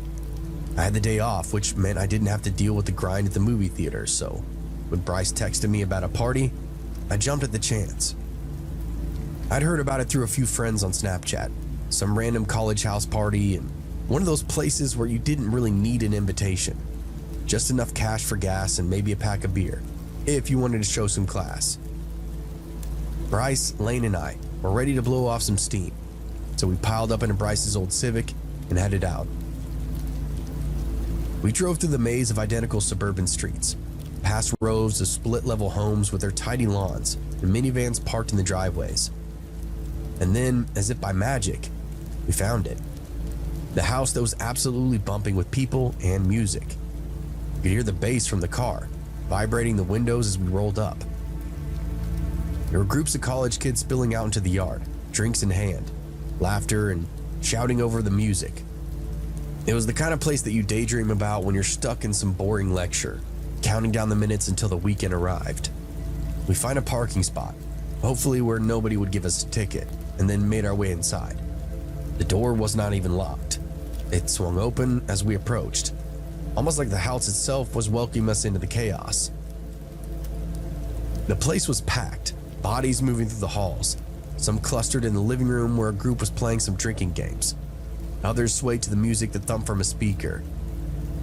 I couldn't see, but somebody shoved a red plastic cup into my hand. Didn't even have time to ask what it was. Beer, whiskey, rum, who cares? I was here to have a good time. We recognized a few familiar faces in the crowd, some of them classmates, a couple of people we'd seen at other parties, but mostly it was strangers. That's kind of how these things go. An eclectic mix of people just looking to cut loose and have a good time. I took a sip from my cup, the taste of cheap beer hitting my tongue as I followed Bryce and Lane deeper inside the party. They were already looking for trouble. Within minutes, they found themselves in the middle of a heated beer pong match, both of them going neck and neck with some other guys who clearly had been practicing. I stood on the sidelines, cheering them on and laughing every time Lane tried to distract the other team with some ridiculous dance move. It was all fun, the kind of carefree night I've been looking forward to all week. At some point, my cup ran dry, and I decided to make my way back to the keg for a refill. I pushed my way through the crowd, squeezing past people in various states of drunkenness, trying not to spill what little was left in my cup. And that's when it happened. She bumped into me. She was drunk, but not in the sloppy, I can't stand right way. No, she was just kind of loose. Her arm slipped around mine like we were old friends, like it was almost the most natural thing in the world. Her body pressed against mine as we half danced, half walked towards the keg, her laughter ringing in my ears. I don't even know her name, but at the moment, it didn't really matter. I was caught up in it, the music, the haze of alcohol that buzzed through my system. We reached the keg and I refilled my cup and then hers. We locked eyes, and before I knew what I was doing, we were doing one of those ridiculous beer chugging poses, our arms intertwined as we tilted our cups back. The crowd around us, when there had been a crowd, started cheering, egging us on as we raced to finish. The beer was cold and bitter, but I didn't care. All I could focus on was the roar of people around us, the way her body moved with mine as we downed those last drops.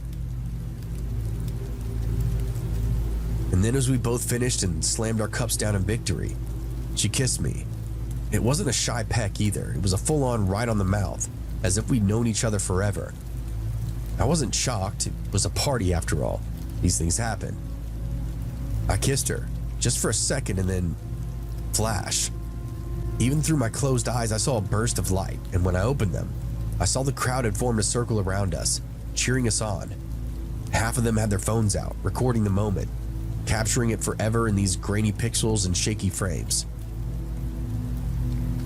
She pulled away giggling, and before I could say anything, she vanished into the crowd, lost in the sea of faces. I stood there, blinking in the harsh light of all those phones, feeling dazed. But it was fine. It was all just part of the night. I finished my drink and shrugged it off, made my way back to Bryson Lane. They'd lost their game by 1 cup and were already setting up for another. I told them about the girl, about the kiss, and they both laughed, clapping me on the back like I'd won some kind of prize. The rest of the night just blurred together. More drinks, more games, more faces that I didn't know. By midnight, I was ready to call it quits. I still had to work the next day after all. And the last thing I needed was to be hungover at the theater. Bryce and Lane were in the same boat, so we downed 1 more beer and then all headed out. I don't really remember too much of the drive back, just the hum of the car engine and the dull throb of growing headache. Bryce dropped me off at my dorm, and I let myself in, collapsing onto my bed without even bothering to change out of my clothes. I was out within minutes. The next morning, I woke up to the sound of my phone buzzing. Groggy, I rolled over and grabbed it, squinting at the bright screen. There was a Snapchat notification. Somebody had added me. Spring Rose 19. I frowned, trying to remember if I'd given anybody my username the night before. Then it hit me. The girl, the one from the party. She must have asked around, got my name from somebody there. That wasn't weird, right? People did that all the time. I shrugged it off and opened up my message. Have fun last night? It read. I smiled, still half asleep, and typed back, Yeah, I did. I hope you did too. I tossed my phone aside and got ready for work, pulling on my uniform for the theater. It wasn't until I was brushing my teeth again that I heard that buzz. Another message. I checked it. This time a photo. It was a picture of us at the keg, locked in with that stupid beer chugging pose, right before the kiss. It didn't give me much thought. People took pictures all the time at parties. Somebody must have sent it to her. I sent a quick message back. Nice pic. What's your name, by the way? Rose, she replied. Rose, of course it was. I finished getting ready and headed out, my phone buzzing periodically with new messages from Rose. As I drove to work, I found myself replying without really thinking. She seemed to be pretty easy to talk to. Classes, my job. I told her that I was a student. I worked at the theater and I'd be there all day. By the time I clocked in, I felt like I knew her, or at least I felt comfortable enough that I didn't mind sharing little details about myself. It's funny how quickly you feel like you can connect to somebody through a screen. The day dragged on, the usual monotony of handing out popcorn and tearing tickets. It wasn't until around noon that things got kind of weird. I was working the concession stand, minding my own business, when a guy walked up to the counter. He was older, probably in his 30s, greasy hair, faded jacket that looked like he hadn't been washed in weeks. He didn't order anything, just stood there, staring. Hey, can I help you? I asked, forcing a smile. You're, insert my name, right? My smile faltered. Yeah, do I know you? He didn't answer, just kept staring. His eyes flicked up and down like he was sizing me up. I felt a chill run down my spine. Something was off about him. Something I couldn't quite put my finger on. You go to my college, right? He asked. I nodded. Yeah. Do you? He didn't answer again. Instead, he leaned closer, resting his hands on the counter. How's Rose doing? My blood turned to ice. How the hell did this guy know about her? I opened up my mouth to say something, but the words never came. This was all weird. Before I could react, he gave me this slow, unsettling smile and then walked away, disappeared into the crowd. I stood there for a moment, trying to process what had just happened. Maybe it was just some guy from the party, somebody who'd seen me with Rose. Maybe it's nothing. But the way he said her name, the way he just looked at me. I shook it off, finished my shift, and then headed out to the parking lot. That's when I saw it. There, scrawled across my windshield in bright red lipstick, were 2 words. You're next. I stood frozen in place, staring at those words smeared across my windshield. You're next. The letters were sloppy, almost rushed, but the message was unmistakable. A surge of adrenaline shot right through me as I scanned the parking lot, my eyes darting between the rows of parked cars. It was broad daylight out, but suddenly everything felt darker, more oppressive.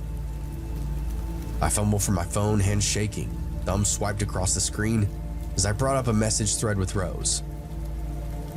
Me. Who the hell is this guy? What guy? Don't play dumb, the guy from earlier, he knows about you. A reply came almost instantly. Don't worry about it, just get in your car and leave. The casualness of her response just sent this chill through me. How did she know I was standing by my car? My head spun. Something wasn't right. I needed to get out of there, fast. I shoved my phone in my pocket and then turned back to my car. And that's when I saw him. Across the parking lot, standing between 2 cars, was that same greasy-haired guy from the concession stand. He was much closer now, watching me with those same predatory eyes. His hands were jammed into the pockets of that dirty jacket. He took a step forward. His movements were slow and deliberate, like he had all the time in the world. I quickly unlocked the car, heart racing. Just as I reached for the handle, a voice stopped me. Hey man, you good? I looked up to see Bryce jogging over. He worked at the restaurant right around the corner, so occasionally we would link up in the parking lot after work.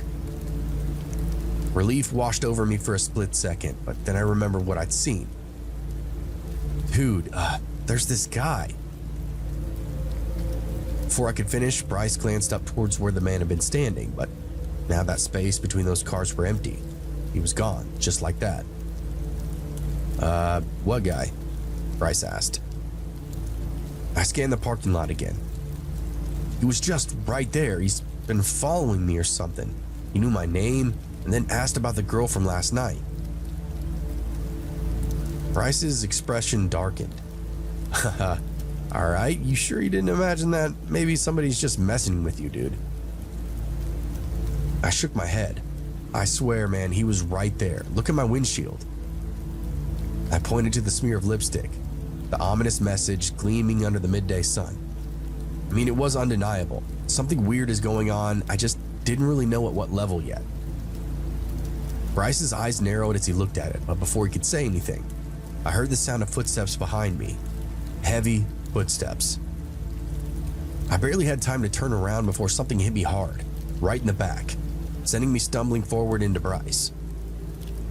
Pain exploded across my shoulders as I hit the ground, scraping my hands on already rough asphalt. Bryce shouted, but it was far too late. Whatever was about to happen was already in motion. That greasy-haired guy was on me, his breath hot and sour as he grabbed me by the collar of my shirt and yanked me back to my feet. My vision blurred as he slammed me into the back of the car, the impact knocking the wind out of me. Before I could react, he punched me in the nose and I lost my vision. I gasped for air, my chest heaving as the guy leaned in close, his face masked in fury. Told you, didn't I? He said. You're next. I tried to push him off, but that dude was stronger than he looked. His hands were like iron vice grips, gripping my shirt. My mind raced, desperate for some kind of escape, but everything was foggy, distant. I could hear Bryce shouting still, but his voice seemed very far away, muffled by the pounding in my head. I felt my phone fall out of my hand. I remembered I had my own body. I wasn't helpless. The guy raised his fist, and I braced myself for the hit. I brought my hands up and even tried to push him away. But before he could swing, Bryce came barreling from the side, tackling him to the ground with a force that made the pavement tremble. The two of them went down hard, gripping in a tangle of limbs and fists. I stumbled back, clutching my side, trying to catch my breath. For a moment, it did look like Bryce had the upper hand. He was bigger, stronger, and he pinned that guy down, landing a few solid punches to the face. But the greasy-haired man was relentless. His eyes were wild and filled with something dark and completely unhinged. He twisted under Bryce, grabbing a chunk of his jacket and yanked, flipping Bryce over with this brutal force that sent him crashing into the side of my car. Bryce grunted in pain, and before he could recover, the guy was now on him, fists hammering down with this vicious precision. I tried to move and tried to help him, but uncooperative. But my mind screamed at me to do something, anything, but my legs were like lead. It felt like I was trying to move underneath this weighted blanket. Then out of the corner of my eye, I saw it, a long wrench, half hidden under the car next to mine. I lurched toward it, my fingers closing around that cold metal. The weight of it gave me confidence, solid. I gripped it as tightly as I could. This wasn't how I envisioned my workday going, and not what I wanted to do at all, but I knew in my heart, this was the only option. Without thinking, I swung. The iron connected with a sickening crack against the back of that guy's head.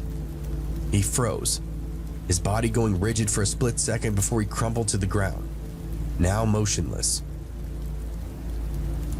Bryce scrambled back, his eyes wide with shock as he stared at the man laying between us. He had a little blood trickling from his lips and nose. I dropped the wrench with my hands trembling like leaves in the wind.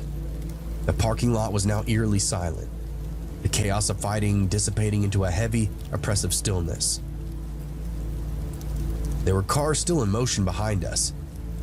The movie theater was a busy street, but still, apparently nobody saw. No one stopped to help. It was isolating and unsettling. Bryce looked at me with his voice shaking. Dude, what the hell just happened?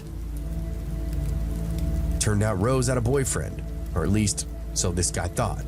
I'm not exactly sure of their connection, but Rose and that greaseball from the parking lot had been friends at some point.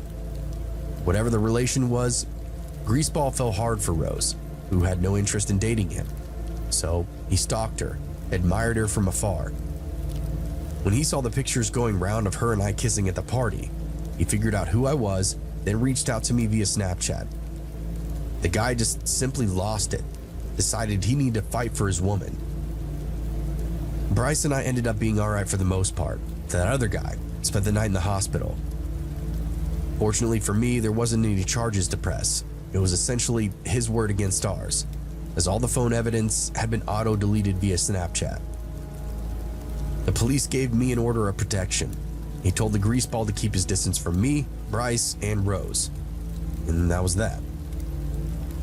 I took an extended, serious break from all social media, scrubbed all my contacts to make sure everybody was real, and slowly and surely took control of my life again.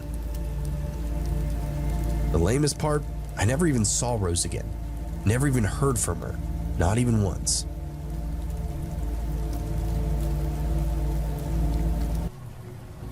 I'm a female, and this is something that happened a while back when I was in high school. It was almost 10 years ago, and this was pretty early on into the school year.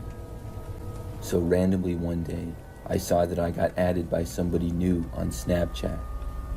I looked, and it was a guy named Michael something, but I didn't recognize his last name at all, so I did not add him back and I deleted it. Just a few days later, I got added on Snapchat by him again, and once more I deleted him. However, probably just a few days after the second time that I deleted the guy, I realized that he was actually in one of my classes and went to my school. I had never talked to him before, and he sat in the back middle of one of my classes while I sat towards the front and one side. So I would never really notice him much, but I did recognize him. He was a new student in the school, and prior to that class, I had never seen him before. Well, he added me again for a third time. This time, I decided to add him back, just because I knew that he went to my school now and that he was new. I still did not know anything about him other than that. I was surprised though that he kept adding me, even after I would not add him back. Well, finally adding him was something that I would quickly regret. I think it was the very next day, early on in the school day, and he sent me a picture of himself. It was just a basic selfie pretty much, with no words. I responded sending one back, but he then sent me like 5 random pictures. We were both in different classes at the time. Some he took of other students, and others were just of the floor and whatever. I opened them up and did not reply because it seemed kind of weird. Later on in the day, we had the class that we were in together. This teacher did not like it when students would be on their phone during class, so I did not go on my phone at all during the class until the very end when we were done and all waiting for the bell to ring. When I did, I saw that there were tons of notifications on Snapchat from this Michael guy. I looked, and he literally sent me at least 20 pictures. I opened them all, quickly going from one to the next. They were all pictures of me that he took from where he was sitting. I found this pretty creepy. After opening them all and not responding, I decided to confront him in person. The bell rang at that point, but I caught up to him outside of the classroom in the hallway. I asked him why he had taken so many pictures of me in class. He just stood there not saying anything. I told him I thought it was really weird, and I was going to tell him not to do it again, but before I could, he just turned and ran away.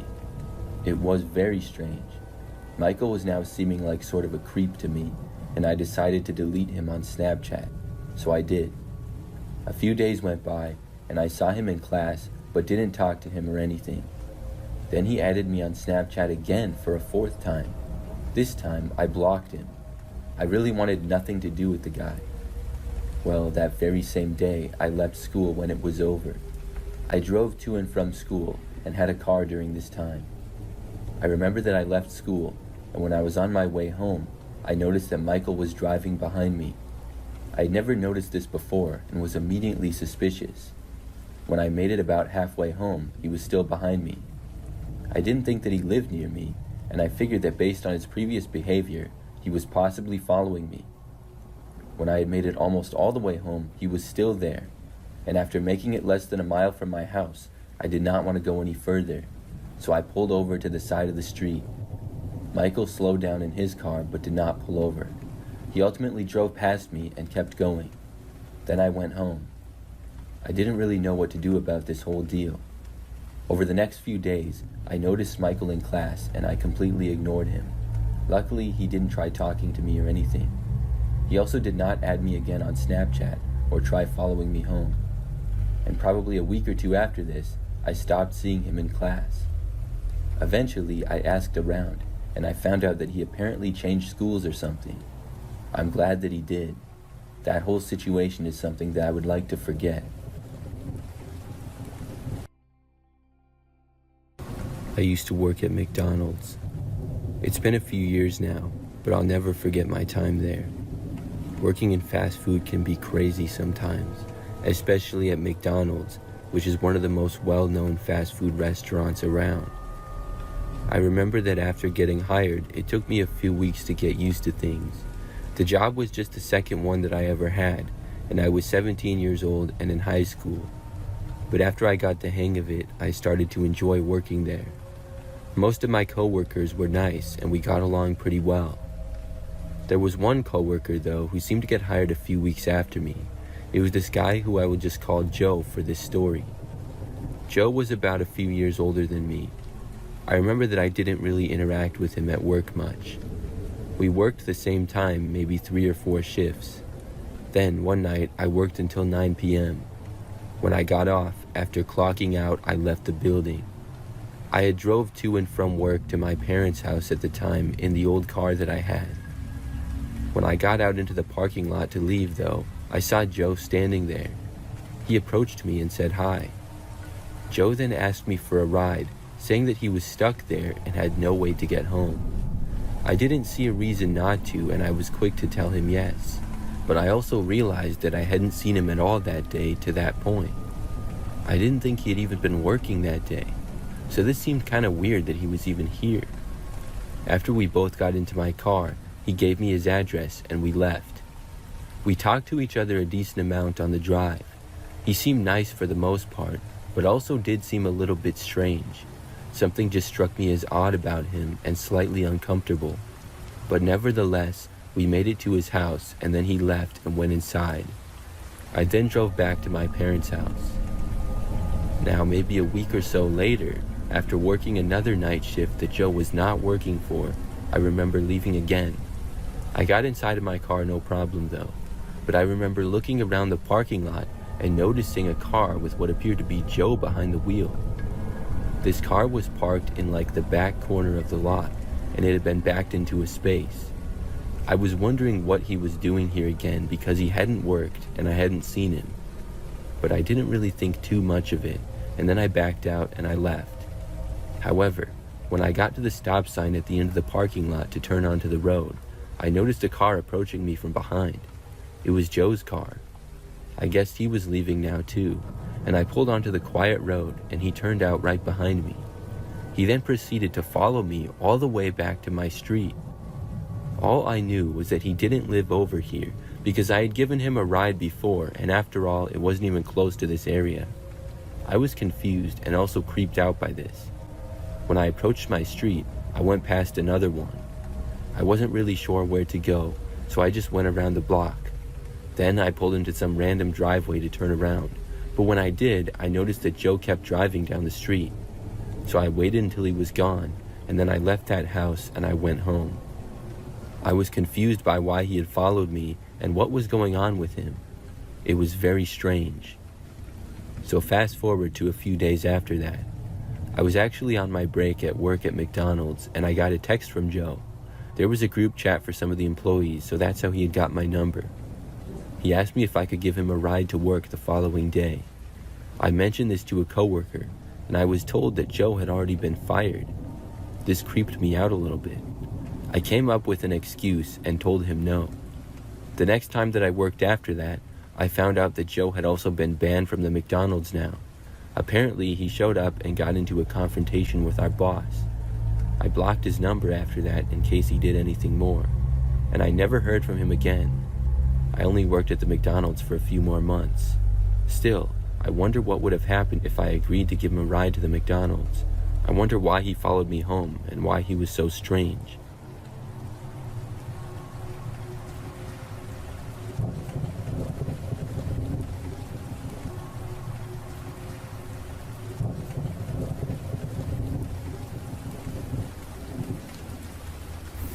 I have a crazy story to tell from one time that I went to McDonald's.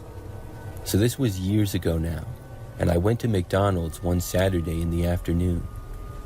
I live by the city, so there's a lot of people who live in the area.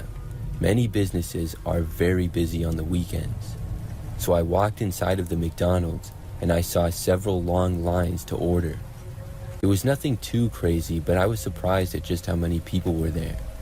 So I got into the back of one of the lines and waited.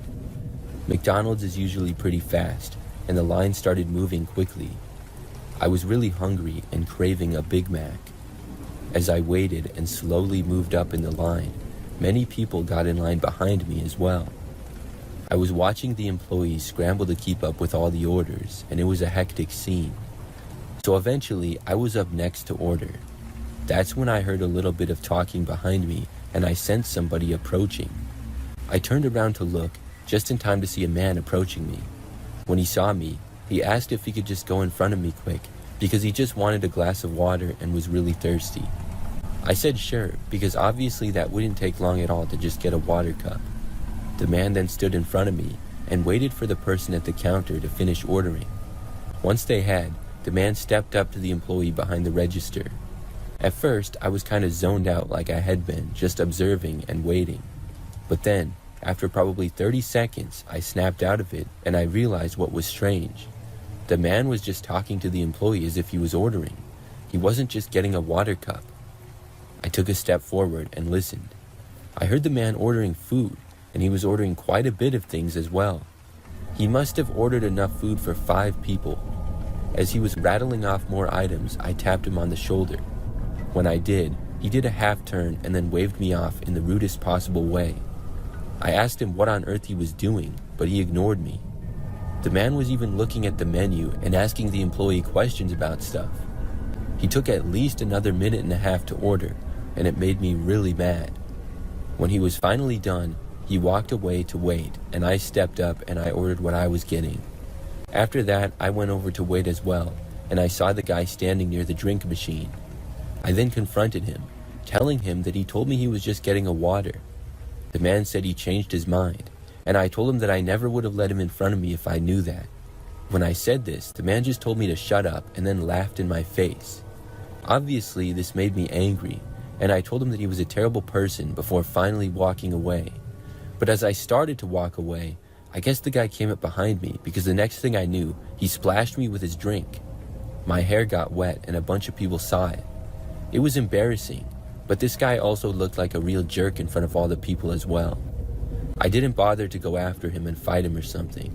I knew better than to get into a fist fight at my local McDonald's, so I moved away and dried myself off.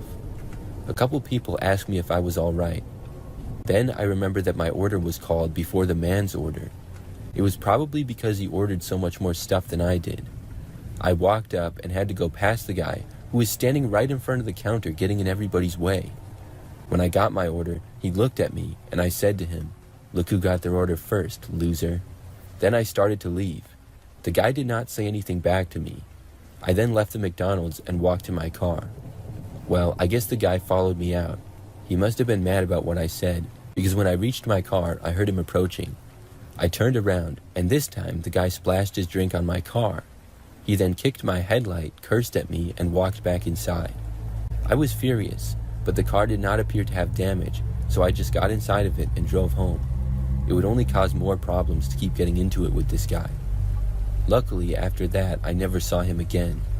The whole thing was so stupid and crazy. I hope that guy learned a lesson though and is nicer to people.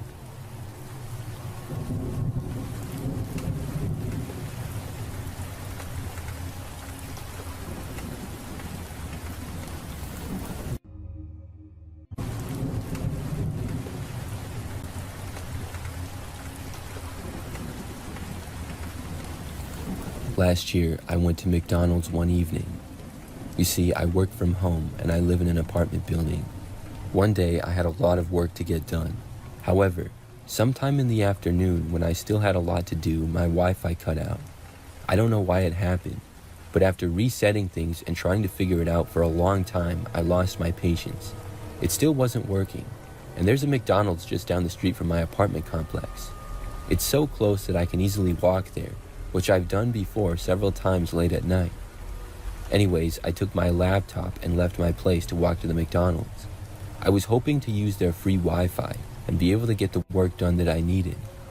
When I got inside, the restaurant was not very busy, which was nice. I set up at a booth in the back corner and was able to successfully connect to the Wi-Fi. I ordered a coffee and later on a little food, and I worked hard. Over the next few hours, I was able to get the work done that I needed to, and over time, the McDonald's got quieter and quieter as the night wore on. By about 9 o'clock, I was done with my work, and I was the only customer in the entire restaurant. They stayed open past midnight, but I decided to leave then and go home. So I packed up my laptop, and I headed out to walk back to my apartment. When I stepped outside, one of the first things I noticed was there was a man standing around sort of by the doors. He was wearing a sweatshirt with a hood and looking down. I glanced over, but turned and walked in the opposite direction. When I did, he almost immediately started walking after me, which got my attention.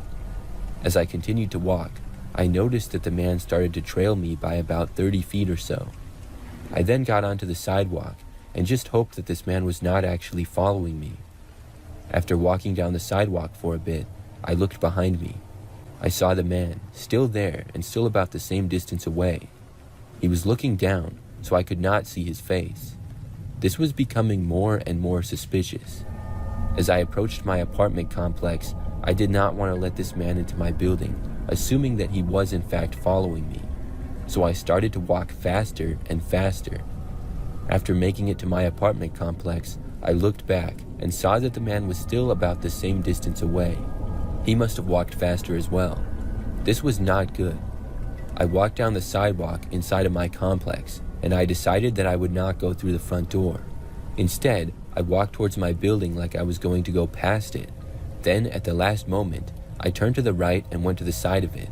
There, it had a less used side door. I walked really fast, got to the side door, and I knew that I had one shot to use my fob to unlock it. Luckily, I got it right away, and I quickly opened the door and went inside. Then, as fast as I could, I closed it behind me. Right after the door closed, the man appeared right there and tried opening it. He couldn't get in. And clearly he didn't live there, because if he did, he would have had a key. It confirmed to me all my fears of the guy following.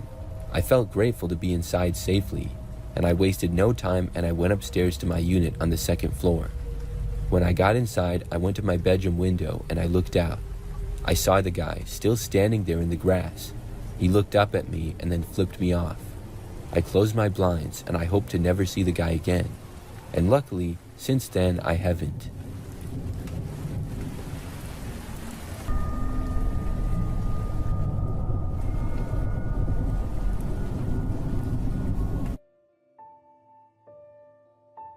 It was about 2 a.m. and I was on the way to my job at my local McDonald's to open with one of my favorite managers. She told me to text her when I got there so she could let me inside. Sometimes we'd have to be there really early in the morning if someone from the previous shift had to leave early. However, those were rare occasions. Once I pulled in, I noticed a man standing outside of the McDonald's near the front door, his hands in his pockets while smoking a cigarette. He was shooting me this sort of menacing stare as if he were waiting impatiently for us to open. Let me point out that it was pouring outside, so I was really confused why this guy wasn't just sitting in his car. I then parked and texted my manager that I was here. Thankfully, she had an umbrella with her and walked over to me so we could walk in together without getting wet. I say my usual good morning, and she then rushed me inside saying, "Did you see that guy out there?" I told her I did, and we began wondering why he was outside in the rain.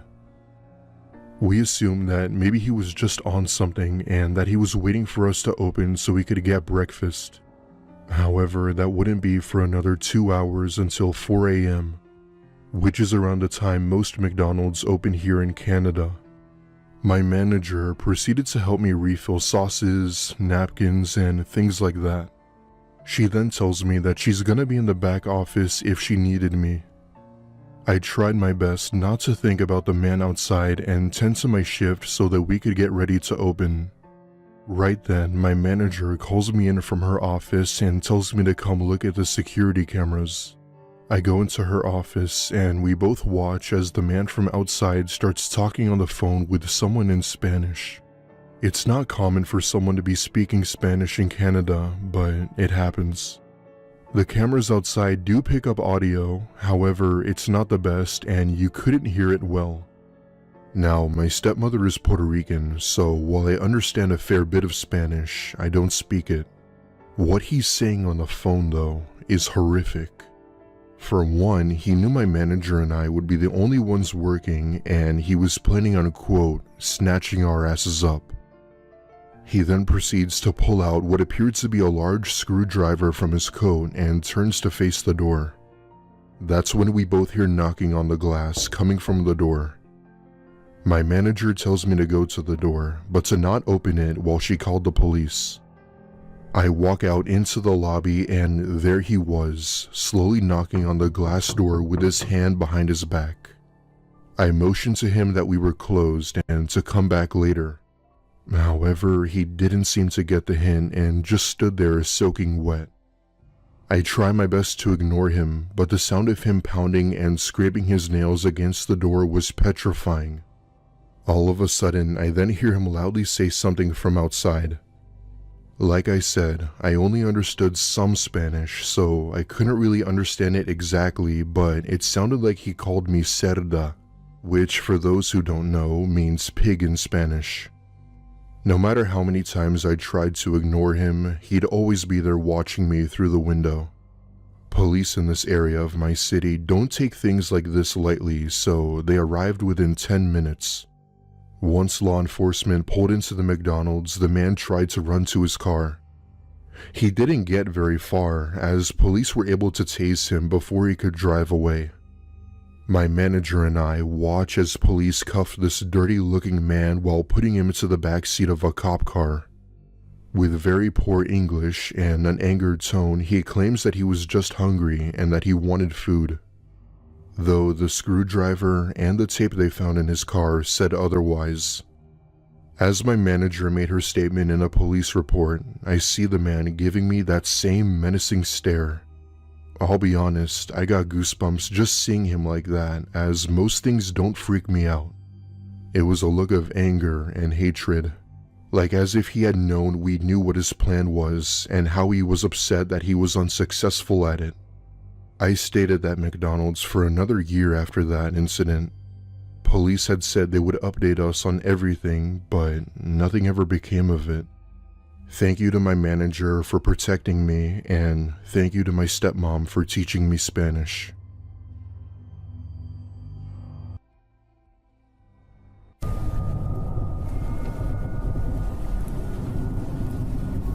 I used to work at McDonald's. When I did, I was usually working behind the counter and taking orders.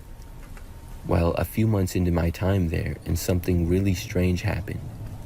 I was still in high school at the time and living with my parents. The McDonald's that I worked at was only about 5 minutes away. This made it convenient and nice to work there. So one night, things were pretty normal. Like many times, it was quiet when I got to work at the McDonald's in the afternoon. Then, in the early evening, things picked up quite a bit and were pretty busy for a while.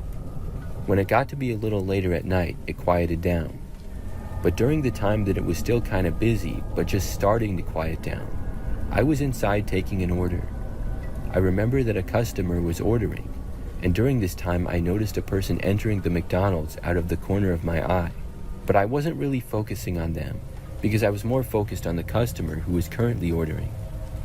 After walking in though, this person started walking over as if they were going to get in line behind the person ordering. I noticed that it was a woman.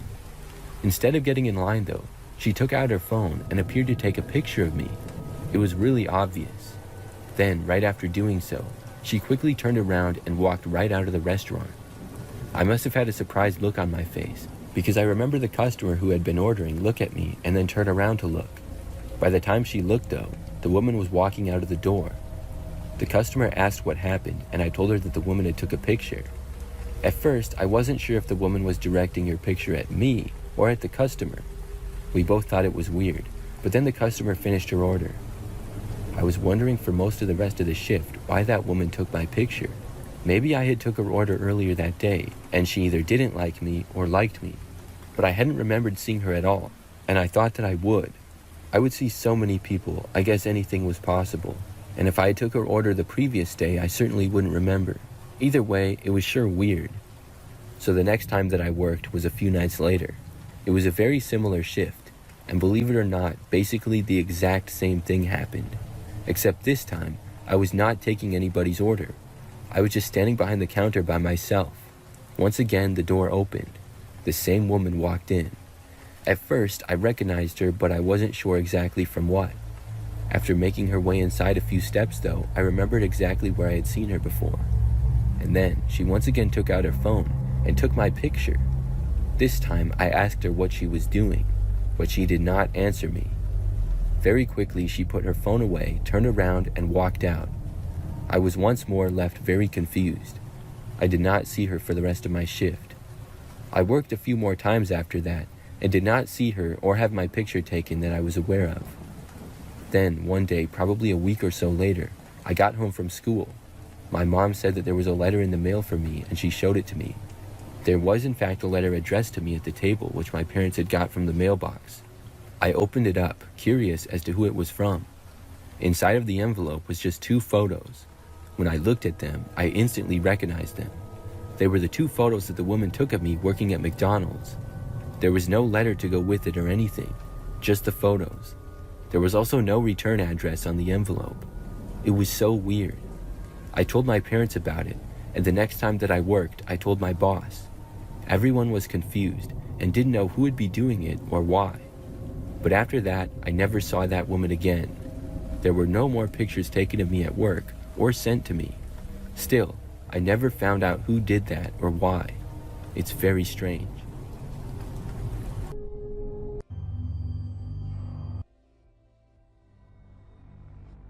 I'm an 18-year-old female, and this happened back in 2009 when I was a freshman in college.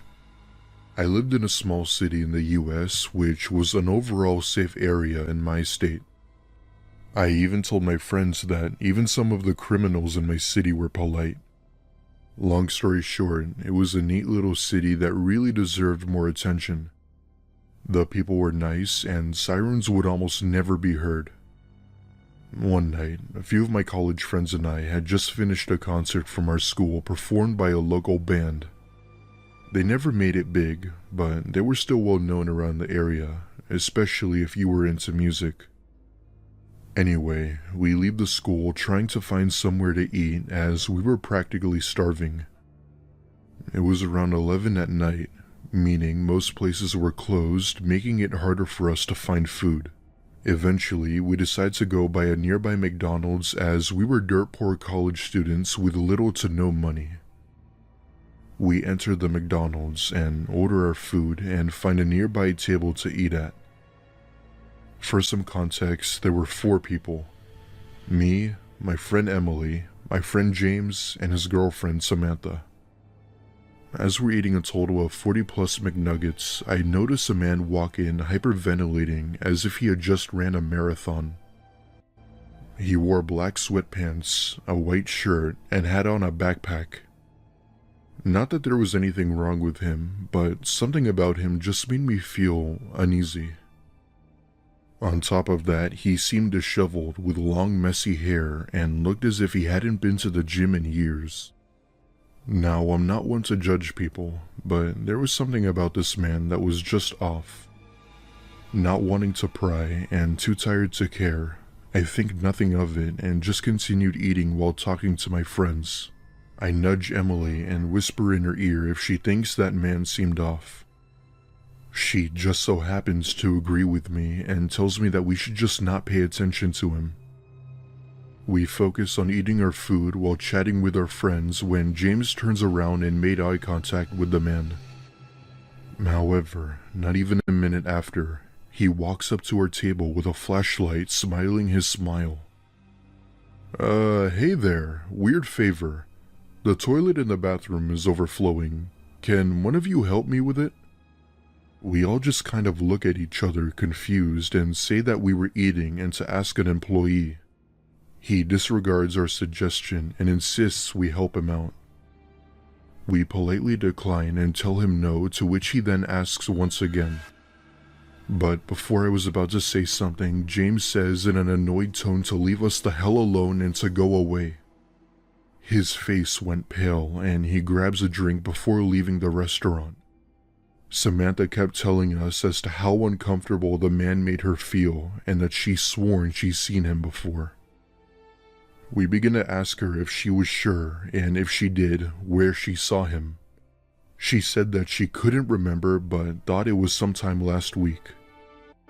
We eat for another 20 minutes before leaving to go back home when Emily says something I didn't realize.